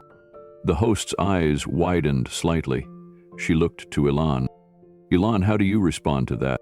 Elon took a breath, opened his mouth, and hesitated. It was only a second, but in that second the illusion cracked. The man who was always one step ahead wasn't. He forced a reply. Well, he said, I think a lot of people are getting emotional about things they don't understand. Technology isn't out to hurt anyone. It's designed to help. People are just scared. It sounded reasonable, but it didn't lie. Keanu turned, voice quieter now. They're not scared of the technology. He looked directly at Elon. They're scared of being forgotten by the people who control it. The applause didn't explode. It built. Earnest. Layered. The kind of applause that didn't cheer a man, but a truth. Keanu sat back in his chair again, letting the moment breathe. Elon adjusted his jacket, then his mic. He looked toward the host, toward the cameras, toward the crew. He was moving again, but it wasn't forward. It was scattered, disjointed, reactionary. And for the first time, millions watching saw it for what it was. Not control, but collapsed. The host gave Elon one more chance to regain his footing. Elon, she said carefully, a lot of people watching tonight look to you as a symbol of the future. What would you say to someone who's not inspired, but afraid of what that future looks like? He shifted again, his hands no longer steady. His eyes darted briefly to the monitor on the floor, tracking the live feed. The 9 comments were still rolling in, relentless. He looked back up. I think people are overreacting, he said. This is what happens when we let fiction hijack fact. I'm not here to make people feel good. I'm here to build what works. Emotion is temporary. Progress is permanent. It might have sounded strong on another night, but not now. Not after what had already passed between them. Not after the room had changed. Keanu sat forward, his elbows resting gently on the table. Elon, he said, his voice like a calm tide. Do you know what the most painful thing is about watching someone build something incredible? Elon didn't answer. Keanu did, knowing they built it without ever turning around to see who they left behind. That was when the standing ovation came again, this time without hesitation. The entire front row stood first, then the second, then the third. Within seconds, the entire audience was on its feet. It wasn't for drama. It wasn't for entertainment. It was for something they hadn't seen in years. Honesty. The host tried to speak, but her voice caught. She looked at Elon, then at Keanu. And then she did something she hadn't done all night. She stood up too. The camera panned to Elon, still seated, still quiet, still calculating. He looked out over the room, now full of people not just watching, but choosing. Then he looked back at Keanu. I'm not the enemy, he said almost under his breath. Keanu nodded. I know, he said. But sometimes the enemy isn't a person. It's the silence that follows them when they forget how to care. No one clapped this time. No one moved. They just listened, because that wasn't a line. It was a lesson. The host finally spoke again, her voice softer now. We're going to take one final question when we come back, she said. But I think we all know this conversation will last far beyond tonight. The screen faded to black as the show cut to commercial. But in living rooms, on phones, in classrooms and airports, and quiet corners of the world, the chat kept going. The comments kept coming. The number kept repeating, 999. And the man who had once been the loudest voice in the future was now the quietest in the room. The lights rose again after the commercial break, but the energy hadn't reset. The audience was quieter now. No longer a crowd watching a debate, but witnesses to something deeper, unfolding in real time. The host took her seat slowly and turned back to Elon and Keanu. "We have time for one final exchange," she said, "and I'd like it to be simple." She turned to Elon. "Why does this matter to you?" Elon exhaled, his hands steepled in front of him. He was trying to appear composed, but the rhythm of his breathing had changed. His voice came out flat, measured, but empty of spark.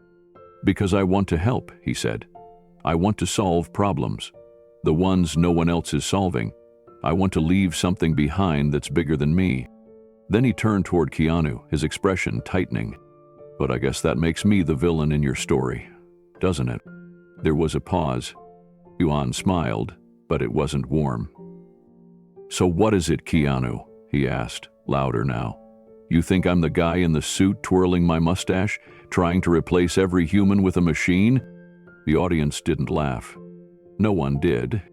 They waited. Keanu looked directly at him and answered, "No," he said softly. "I don't think you're the villain."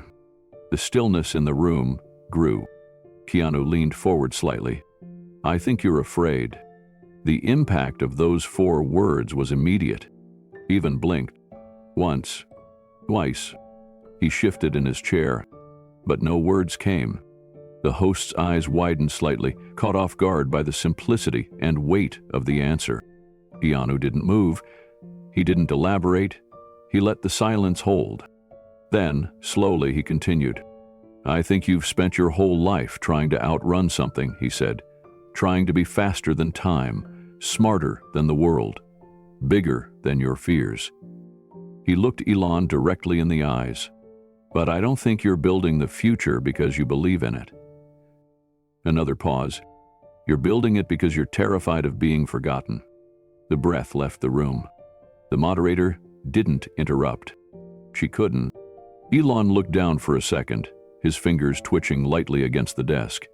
He opened his mouth, but nothing came out. For the first time in his public career, the man who had always spoken with unshakable confidence was silent. Not out of choice, out of exposure. The audience didn't erupt this time. They just watched, as if realizing that this was no longer a competition. It was an unveiling. And Elon Musk, brilliant, bold, brilliant again, was sitting beneath a light he couldn't dim. The host didn't move. The studio crew behind the cameras didn't move. Even the audience, now fully aware of what they were witnessing, sat frozen. Not with discomfort, but with gravity. Elon's fingers curled slightly. His jaw flexed. He gave the appearance of someone about to speak, but the words weren't there, and the longer the silence stretched, the more powerful it became. Keanu didn't gloat. He didn't press. He simply waited. Then, as if offering one last truth instead of a blow, he spoke again. "You're not wrong for wanting to build. You're not wrong for dreaming big. But somewhere along the way, you stopped dreaming with people. You started building over them." He let that hang.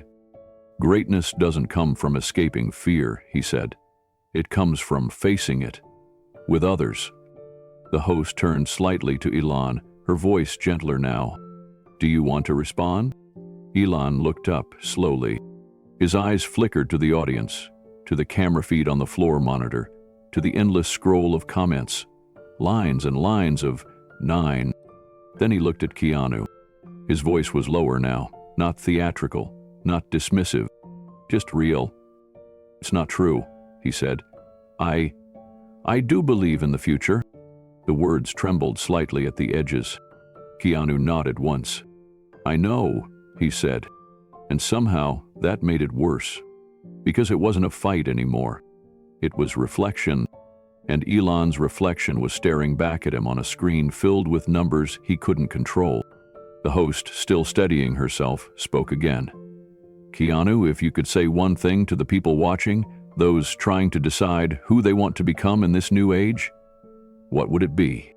Keanu looked directly into the camera. "I'd tell them not to chase relevance," he said. "Don't chase the next upgrade, the next trend, the next algorithm. Chase what stays."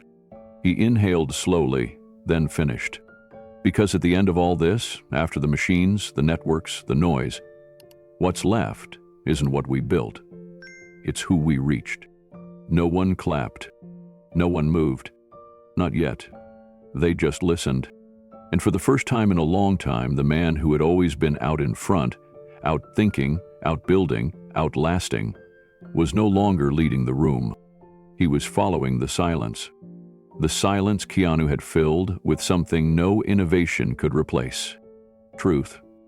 Not the kind written in code, but the kind that lives in people. The moderator sat quietly, her hands folded, her eyes moving between the two men.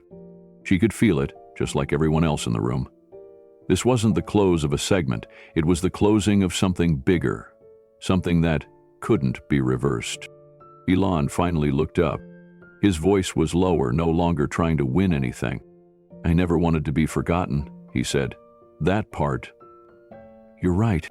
There were no gasps, no movement, just honesty.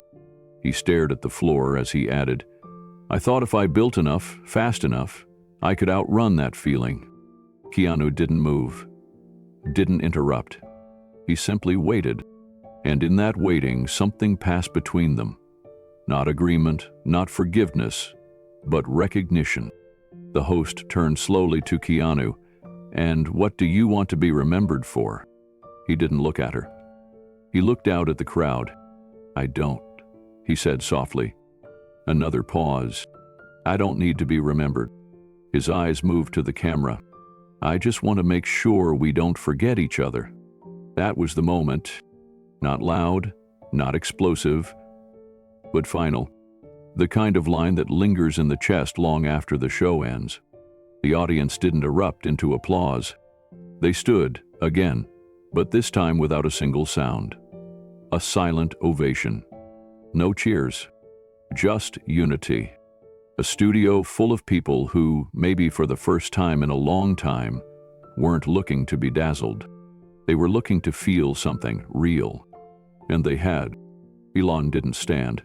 He sat still, his hands open, his breath slow. Not defeated. Just human. The host looked toward the control booth, waiting for instruction, but none came. Everyone back there was watching too. Keanu stood. He gave a small nod to the host, then another, almost imperceptible, to Elon, and without a word he walked off the stage. No mic drop, no performance, just the same stillness that had carried him through the entire debate. As the cameras began to pan, the studio remained frozen, and the live stream chat had now become a wall of repeating numbers. 9, 9, 2. Across the world, millions watched not just a debate end, but a moment take shape. The man once dismissed as just an actor had, without raising his voice, changed the way the world thought about the future. And the man who had built empires to ensure he was never forgotten, sat quietly in the wake of something he couldn't outbuild. The final seconds of the broadcast rolled out silently, without music, without the usual dramatic wrap-up. Just a wide shot of the stage, empty, dim, still humming, with everything unspoken. Then the screen faded to black. But for the world watching, the conversation didn't end. It exploded. Within minutes of the broadcast closing, social media lit up like a digital wildfire. Twitter, Instagram, TikTok, Reddit, platform after platform, each one flooded with reaction posts, screen recordings, quotes, and still frames of that final exchange. One tag led the charge. It started small. Viewers posting 9 in the chat during the debate now began reposting it as a rallying cry. Some wrote it without context. Others added more. Because Keanu remembered us. Because he spoke what no one else would. Because we finally heard the truth. Then came the second wave of hashtags. Keanu was right. What will they remember? A trending tag within 10 minutes. A global trend within 30. Clips of Keanu's calm voice, the moment he said, "I think you're afraid," looped on Instagram Reels and TikTok videos with text overlays like the moment the world held its breath. Not a debate, a reckoning. YouTube live streams were re-uploaded with altered thumbnails, headlines blared across banners. It's Keanu destroys Musk on live TV. A future rewritten, Reeves silences Musk with one sentence. Elon exposed what happens when power meets purpose. Tech blogs, news outlets, and independent creators all dove in within the hour. Every media feed turned into an echo chamber of the same question. What will they remember? And through it all, Elon stayed silent. For a while. But then, at 12:17 a.m., he broke it. A tweet. Short. Sharp.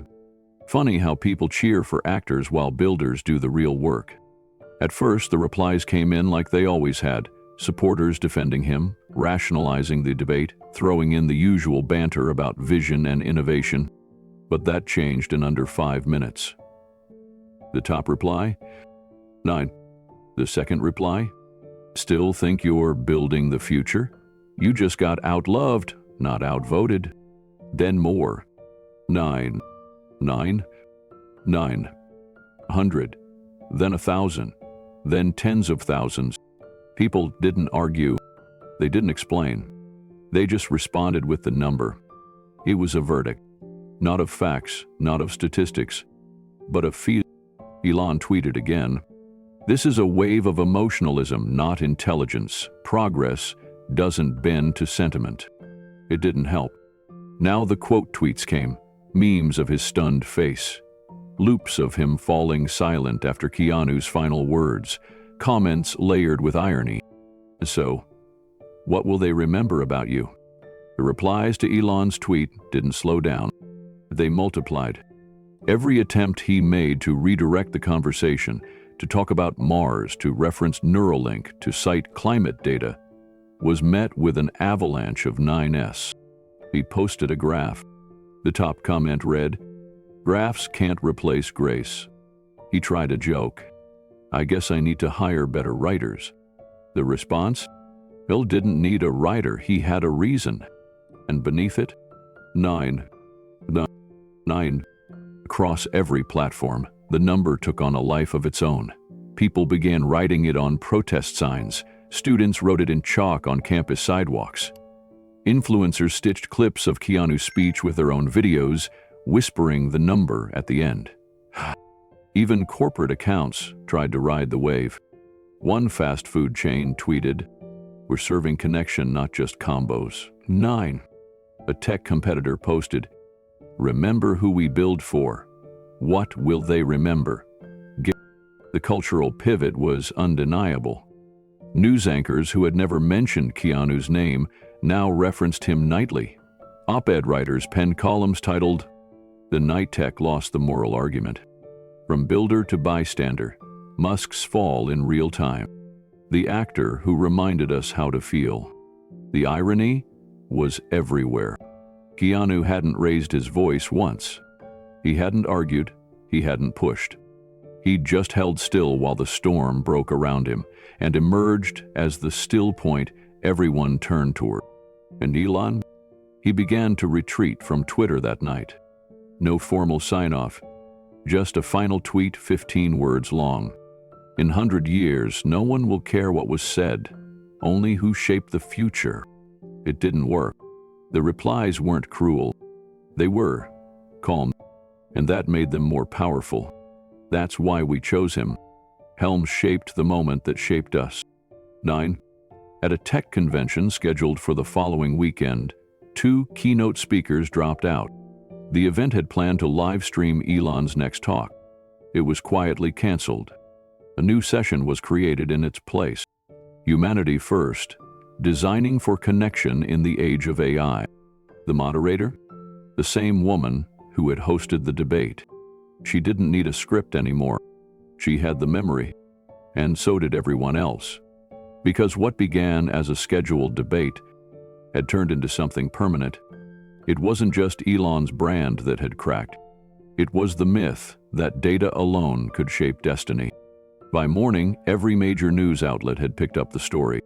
9. Becomes global rally cry for ethical tech. Reeves silences Musk. What happened on live TV was more than a debate. From code to conscience, the broadcast that changed the conversation. Even financial analysts weighed in. Tesla stock slipped 7% overnight. One headline read, "Public sentiment shifts after broadcast. Investors seek leadership that reflects human values." But the real damage wasn't economic. It was existential. Because for the first time, Elon wasn't being talked about as the man of the future. He was being remembered as a man who'd tried too hard to outrun the present. Meanwhile, Keanu hadn't tweeted, hadn't posted, hadn't gone on any shows or interviews. But that silence only deepened the impact. Someone posted a photo of him walking alone in New York the next day, head down, dressed simply. No entourage, no statement, just moving through the city like any other person. The caption read, "The man who reminded us that legacy is quiet." It went viral in under an hour. Underneath the post? 9. Everywhere. Outside studios, people chalked the number on the sidewalk. Teachers brought the debate into classrooms. Psychology podcasts broke down what had happened on that stage. Not as performance, but as revelation. One clip was shared endlessly. The exact moment Keanu said, "You're not building the future because you believe in it. You're building it because you're terrified of being forgotten." That line was replayed in slow motion, layered over music, spliced into documentaries. But it wasn't just about Elon anymore. It was about all of us. Because everyone watching had seen a bit of themselves in him. The fear, the ambition, the hunger for permanence in a world moving faster than memory. And they saw something else in Keanu, something we all needed. Stillness, integrity, permission to slow down and remember what makes us matter in the first place. A trending podcast episode said it best. Musk built rockets, Keanu built a mirror, and the world chose to look into it. By the end of that week, the debate had entered history books, not just in pop culture, but in ethics courses, sociology lectures, leadership seminars. One professor opened her class by writing a single number on the whiteboard, and then asked, "What will they remember about us?" No one spoke for a moment, because that wasn't a rhetorical question. It was the beginning of something else. The conversation Keanu had started was just getting started.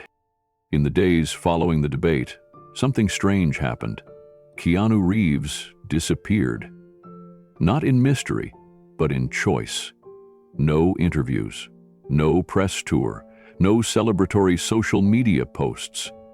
Networks called, journalists sent offers, every platform wanted him to speak again, explain, expand, capitalize. He declined all of it. He didn't clarify a single sentence. And that silence spoke more than anything else could.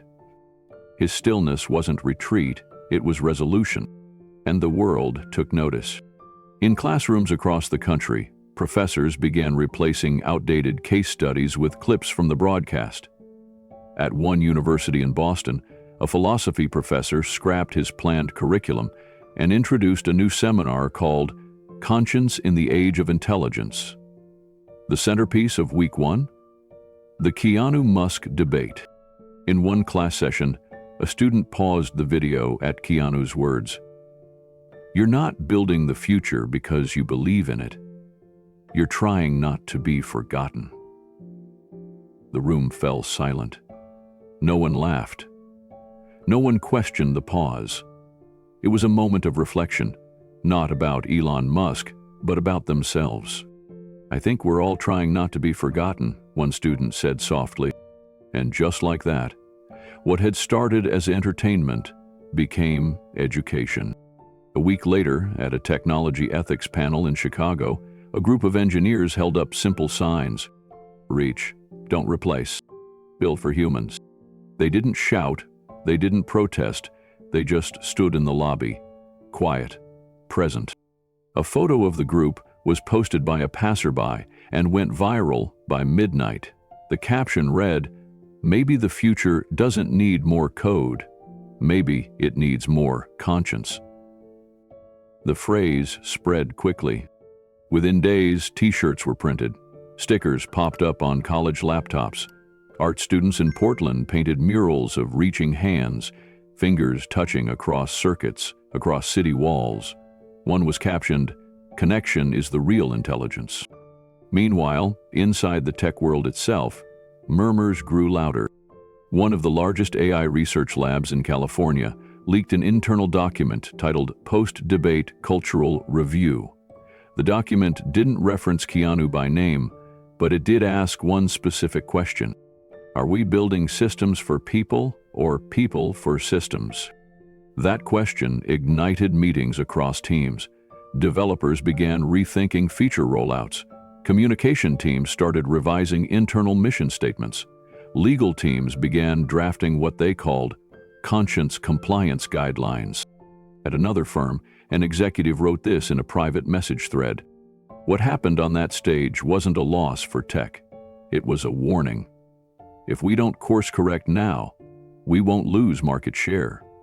We'll lose meaning. And all the while, Keanu said nothing. But his absence was felt everywhere. He was spotted just once, at a small bookstore in Oregon.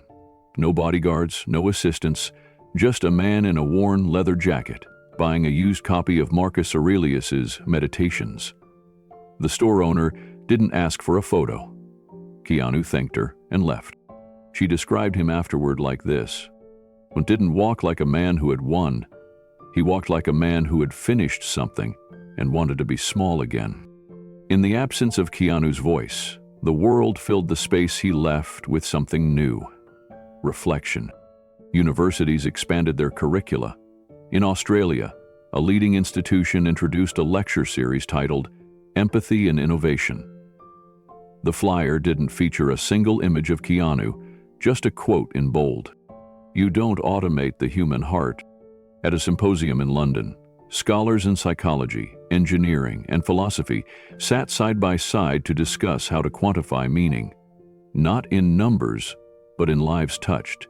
One professor said, "We've been so obsessed with efficiency, we forgot to ask if we're building lives people actually want to live." And in corporate offices, places usually sealed tight against outside influence, shifts began to take root. An internal review at a major robotics manufacturer uncovered that customer satisfaction had plateaued.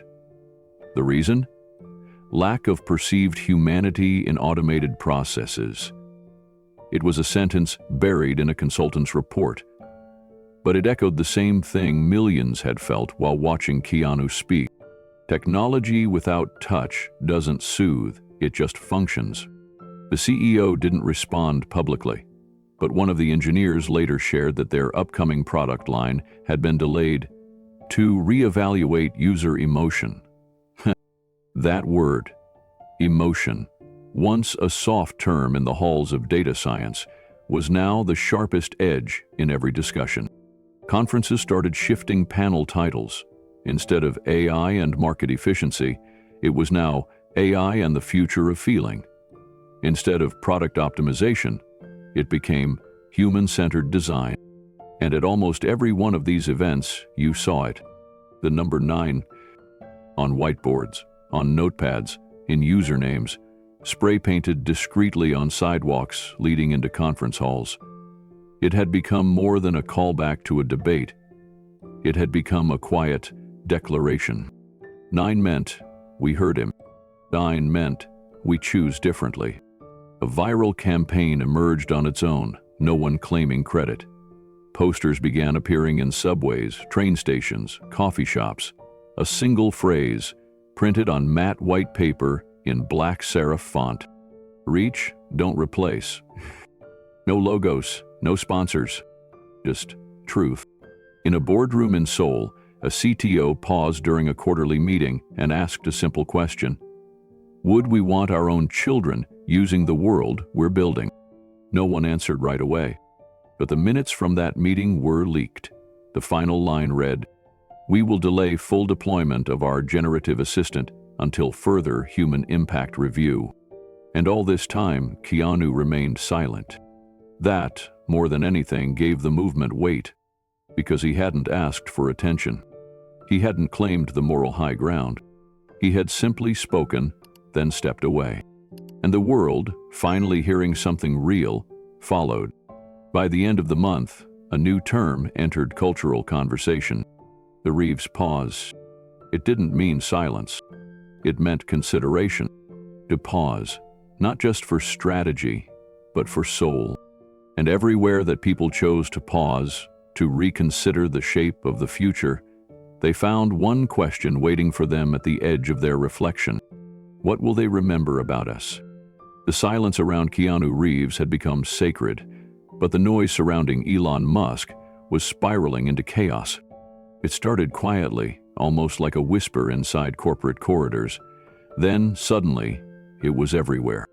A confidential email leaked from within Tesla's executive leadership team. It wasn't long. It didn't include charts or graphs, just a cold, direct subject line, urgent, strategic reevaluation of public leadership. The contents revealed something unthinkable, even weeks earlier. One paragraph stood out. Given the current cultural climate and the unprecedented backlash, we must evaluate whether Elon Musk remains the most effective figure to represent the ethical trajectory of our technology initiatives. That sentence detonated across newsrooms. Screenshots were posted on every social platform. The image of those words, highlighted in red in the original leak, was shared more than 10 million times in 24 hours. Within the hour, major headlines began rolling in. Tesla board quietly questions Musk's future. Internal panic at the top. Leadership crisis erupts at Tesla HQ. Stockholders took notice. That same afternoon, two major institutional investors began offloading Tesla shares. Not in a rush, but with the cold precision of people who saw something deeper unraveling. One issued a public statement. "We still believe in innovation, but innovation without trust is just noise. The narrative has shifted, and so must leadership." Market analysts chimed in. Just a month ago, they had described Musk as untouchable, a visionary, the man ahead of the curve. Now, they called him off-pulse in a post-Keanu world. They weren't talking about technology anymore. They were talking about tone, instinct, perception. Because numbers still mattered. But narrative had taken the driver's seat. And perception, Elon was quickly learning, was no longer his to control. Still, he didn't retreat. 3 days after the leak, Musk's team announced a surprise, a live-streamed interview. His first public appearance since the debate.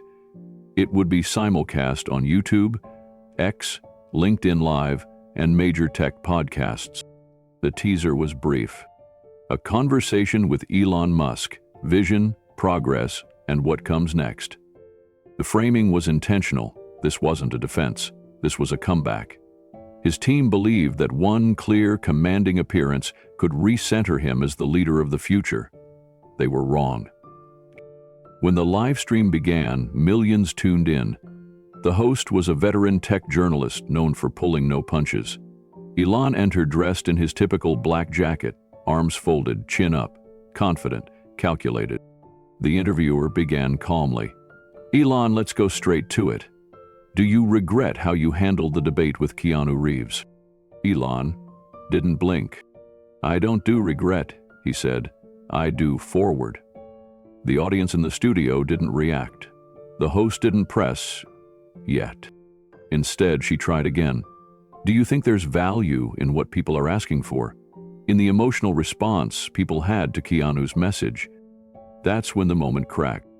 Elon leaned slightly toward the mic and said, "Clearly, the future isn't about feelings, it's about function."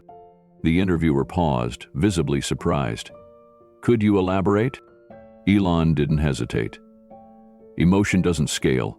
It doesn't solve planetary challenges. Sentiment doesn't optimize infrastructure. Progress doesn't wait for people to catch up emotionally. We need to move forward, not look inward." The silence that followed wasn't thoughtful. He was stunned.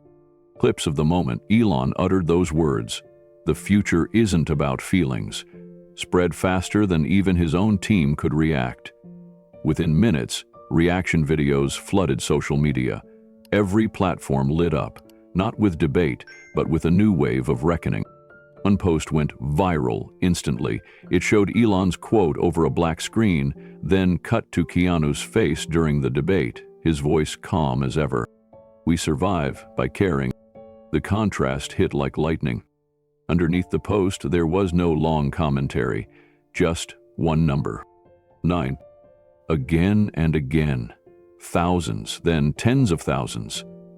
The same wave that had surged during the broadcast returned with a vengeance. But now, it wasn't just support for Keanu, it was a verdict against Elon. Headlines followed immediately.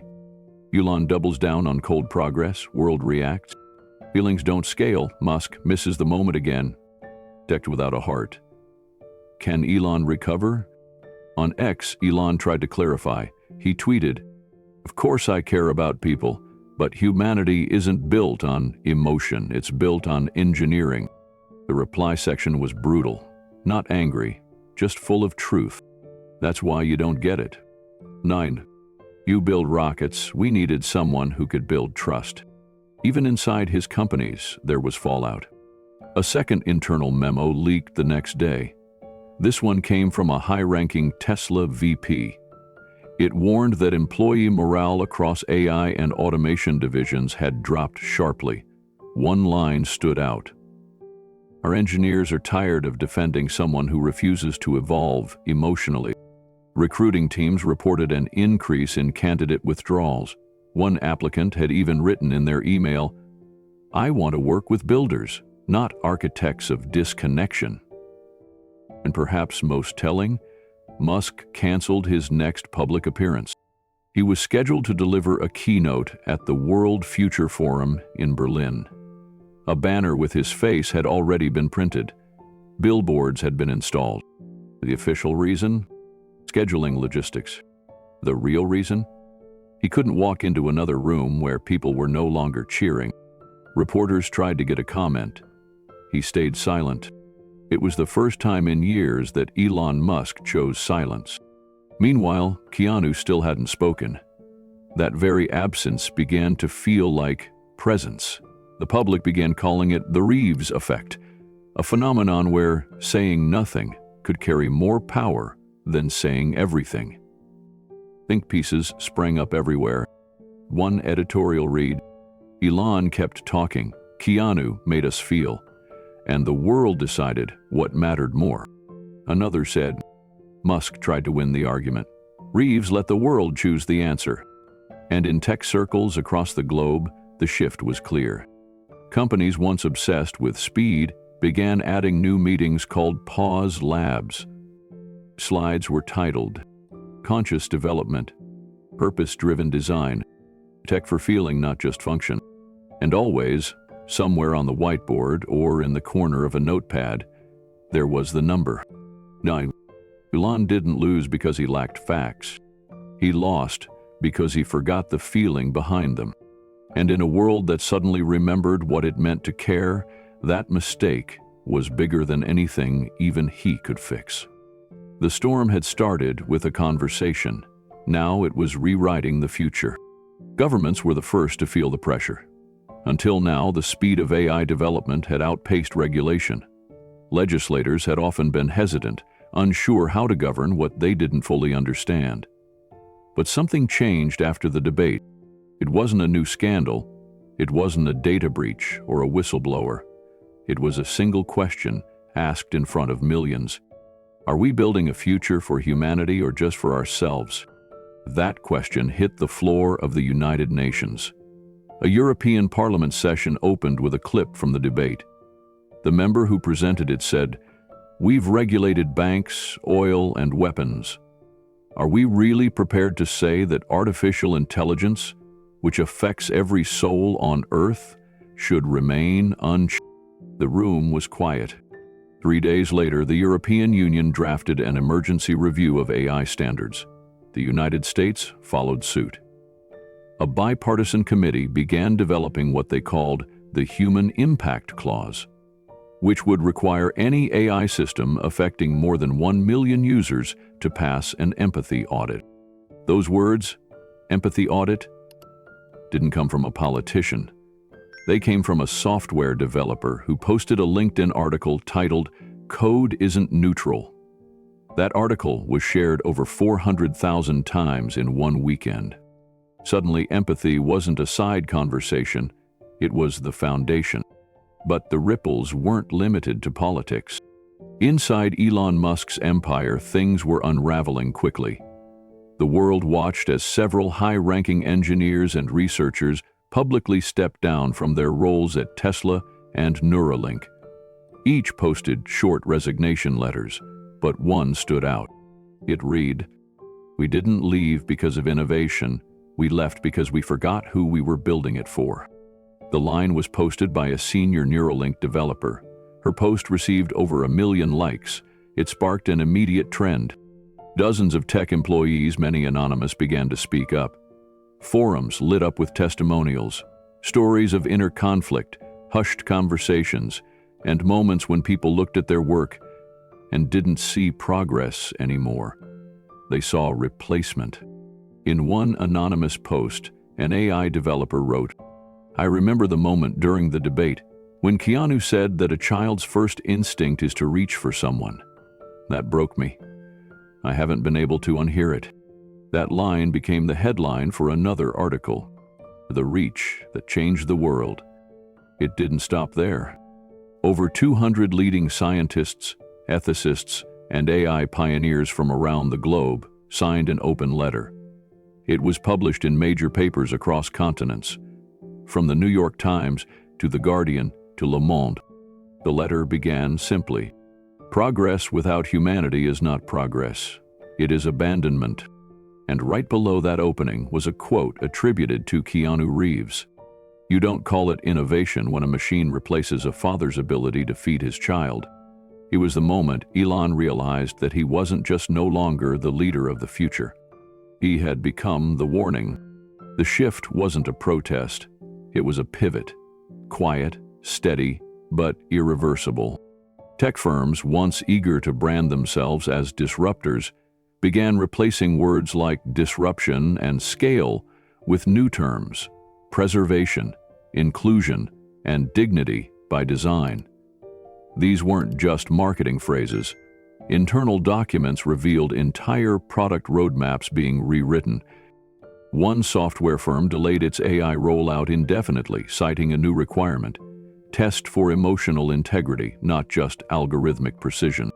In Japan, a robotics company paused a major launch to consult a panel of caregivers and teachers, asking how their machines could support, not replace, human presence. One executive said in an interview, "We were always asking what AI could do. We're just now asking what it shouldn't." And through all of it, Keanu Reeves remained absent. No tweets, no interviews, no victory speech, but his presence was everywhere. A mural appeared in Brazil, a painted outline of two figures, one reaching for the other. Below it, in large, bold letters, "Reach, don't replace." Across the globe, artists began using imagery from the debate to communicate something deeper than politics or technology. One sculpture in Prague showed a figure made of wires and circuits, bowing before a mirror that reflected nothing but a child's drawing of a family. The piece was titled, "What We Forgot." Meanwhile, the number 9 was still multiplying. It was no longer just a reply, it was a marker. Spray-painted under bridges, scratched into wood at public parks, even tattooed discreetly on wrists. It meant something different to each person. But universally, it meant we heard him. And still, Elon Musk tried to recover. He released a carefully scripted video 3 weeks after the debate. In it, he said, "I acknowledge the reaction. I understand people were moved by what Keanu said. But I stand by this. We can't let emotion paralyze progress." The comments flooded in. Emotion doesn't paralyze progress. It gives it purpose. That's the problem. You're still not listening. Media analysts described it best. Elon was speaking from the head in a world that had shifted to listening from the heart. And hearts, once moved, don't forget. By now, even Keanu's critics had gone silent. Former doubters began to publicly reflect. One tech influencer posted, "I used to think Keanu was just being poetic. Now I think he saw something coming, and we didn't." Legislation passed in 2 countries requiring AI companies to include human values assessments before deployment. Others followed. A new movement began taking root in schools, teaching kids not just how to code, but how to feel responsibly about what they build. The future hadn't slowed down, but it had changed direction. All because one man in one room said something no one expected. Progress isn't progress if it leaves people behind. And then chose to disappear, not into silence, but into resonance. Because sometimes the loudest impact comes from the one who walks away after telling the truth. It was supposed to be over. The debate had passed. The aftermath had reshaped the tech world. Elon Musk had spoken, failed, and withdrawn.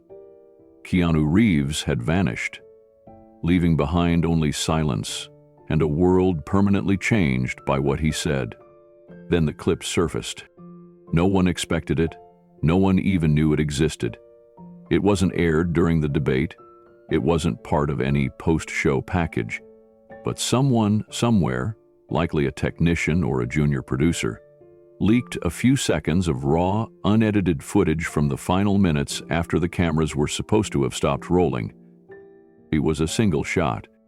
The moderator had left the stage. The audience was gone. The applause had faded. Keanu had already walked off. The studio crew was beginning to shut down lights and unplug monitors. But the camera on Elon was still running. Forgotten. Undisturbed. And he was still sitting there. He wasn't scrolling through his phone. He wasn't talking to anyone. He was just sitting, staring at the table in front of him. His hands were loosely clasped. His shoulders looked heavier than usual, not with exhaustion, but with something deeper. A long pause. Then came the whisper, almost too quiet to hear. But the audio tech had cleaned it up, boosted the levels. Just 5 words. What if he's right? He didn't say it to anyone. There was no one near him. It wasn't part of a conversation. It was a fracture. A moment where the mask cracked. Not for the cameras, not for public relations, not for performance, but for himself. The clip was posted anonymously.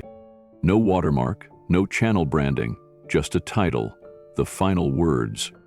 It hit 1 million views in an hour. By the end of the day, it had 30 million. People weren't reacting the way they had before, not with outrage, not even with celebration. They were quiet, reflective. The top comment said it best. That wasn't a man defeated.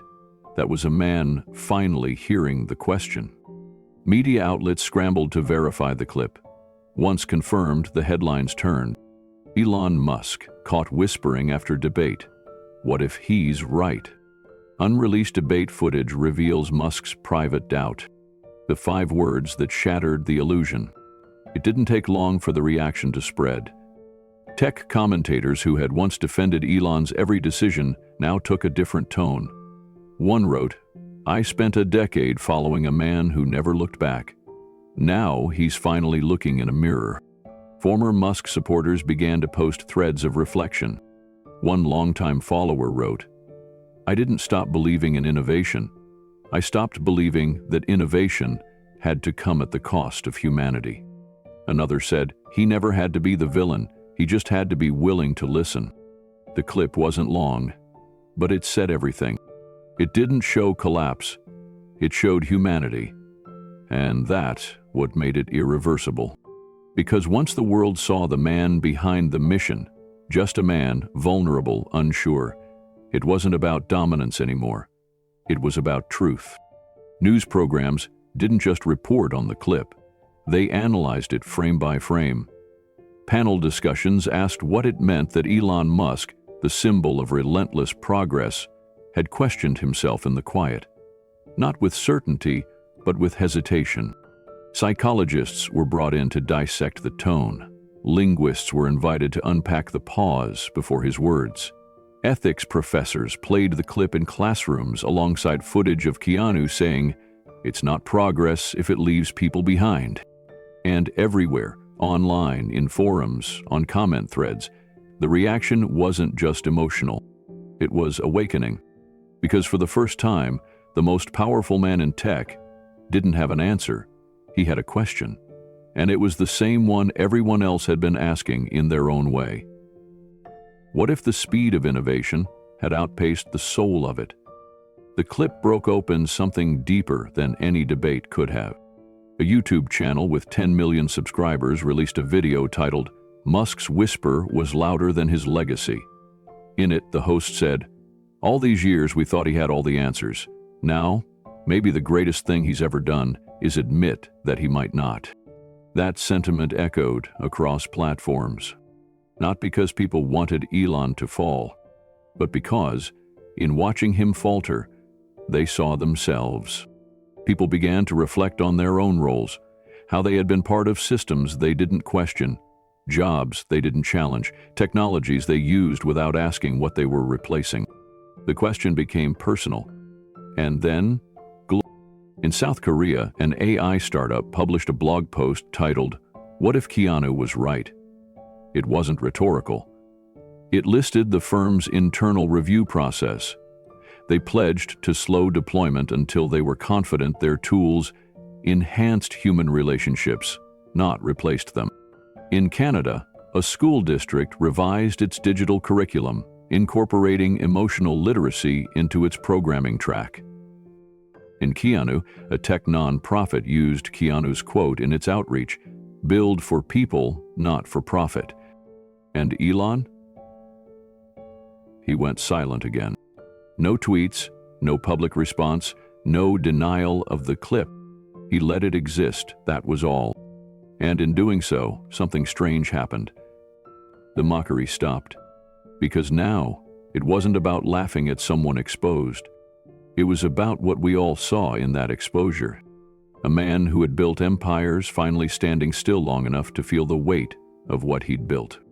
It was too late to undo the damage, but not too late to acknowledge it. And with that acknowledgement, the shift completed itself. The world was no longer imagining its future around a man who had all the solutions.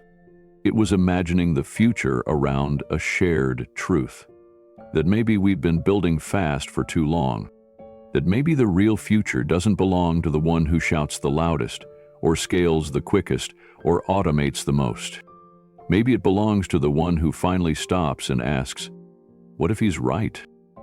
No press conference, no talk show, no carefully edited video. Keanu Reeves chose a different way to speak. A week after the clip of Elon's whispers circled the globe, a single image appeared online. It didn't come from an official platform. A journalist from a small ethics magazine posted it after receiving permission from Keanu's publicist. There was no headline, no caption, just a scanned piece of lined paper. Handwritten, simple, unpolished. It read, "The future isn't something that happens to us. It's something we create. Choose wisely." No signature, no date, no brand. And it was enough. People stared at it, shared it, printed it, hung it on classroom walls and coffee shop bulletin boards. It didn't explain anything. It didn't point fingers, but it reminded everyone of something they had almost forgotten. That even when we feel like passengers in a world moving too fast, we are still holding the wheel. The message reached deeper than any algorithm, not because of who wrote it, but because of when he chose to write it. Keanu had said nothing for weeks. He hadn't reacted to the debate's viral spread, the policy changes, the backlash, or the redemption arcs. He hadn't tried to ride the momentum. And now, in the final days of this global storm, he gave the world one more moment to stop and think. It wasn't a conclusion. It was a beginning. For many, that single note meant more than the entire debate ever could, because it wasn't about Elon Musk. It wasn't about AI. It wasn't even about Keanu. It was about us, what we build, what we protect, what we forget, and what we choose to remember. In the days that followed, something changed, not just online, but offline. In real life, people began asking each other different kinds of questions. In schools, teachers started ending their lessons by asking, "What kind of world are you helping to shape?" In workplaces, managers began opening meetings with the reminder, "We're not just building services, we're building stories people will live inside." And at dinner tables, families began to wonder together, not just about the future, but about who would carry the values they chose today. One mother wrote in a post, "My 10-year-old saw the handwritten note and asked me what choose wisely meant. I told her it means every small thing we do adds up to the kind of world she'll grow up in. She looked me in the eyes and said, 'Then I want to choose kindness.' I've never been more proud." In the absence of noise, people were finally hearing themselves. Not the manufactured optimism of marketing campaigns, not the fear of automation, but something quieter, stronger. The reminder that humanity is not an obstacle to progress, it is the reason for it. It would have been easy for this story to end with Elon Musk's downfall, but that was never the point. This wasn't about humiliating one man or praising another. It was about where we, all of us, decide to go next. Because if Keanu's silence taught us anything, it's that legacies aren't written in headlines. They're written in the quiet choices people make when no one is watching. A teacher who rewrites her lesson plan. A developer who pauses before pushing the next update. A parent who asks their child not what they want to be, but who they want to be.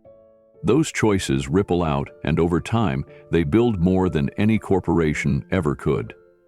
They build the kind of world we're willing to hand to the next generation. So now, the camera is no longer on Elon. It's not even on Keanu. It's on you. You, the one watching this video. You, the one who's seen how a single voice can change the way we think about the future. You, the one holding a device that connects you to a billion others and still asking what it's all for. So we ask you now, with the same question that echoed through the entire debate. What kind of world do you want to live in? One where progress is measured only in efficiency? Or one where compassion still counts? One where machines decide what matters? Or one where humans still hold the pen? One where the loudest voice wins? Or one where the quietest truth changes everything? That's your decision. Because the future isn't being handed to you. It's being shaped by every scroll, every share, every comment, and every conversation. So if you believe in a future where humanity comes first, if you believe that what makes us human is worth protecting, if you believe that connection will always matter more than control, then do something small, something powerful. Comment the number 9 below. That single number has become more than a symbol. It's a statement. It's a way to say, I choose people. And if this message spoke to you, if Keanu's words stirred something in your heart, then share this video. Let others feel what you felt. Let others see what's possible when the world pauses and listens. Because legacy isn't a destination, it's a direction. And if we want to move towards something better, we don't need louder machines. We need deeper meaning. So tell us, where do you stand? Not tomorrow, not someday. Right now, comment 9 and help us write the kind of future we'll be proud to remember. The screen fades slowly. A single word remains: legacy.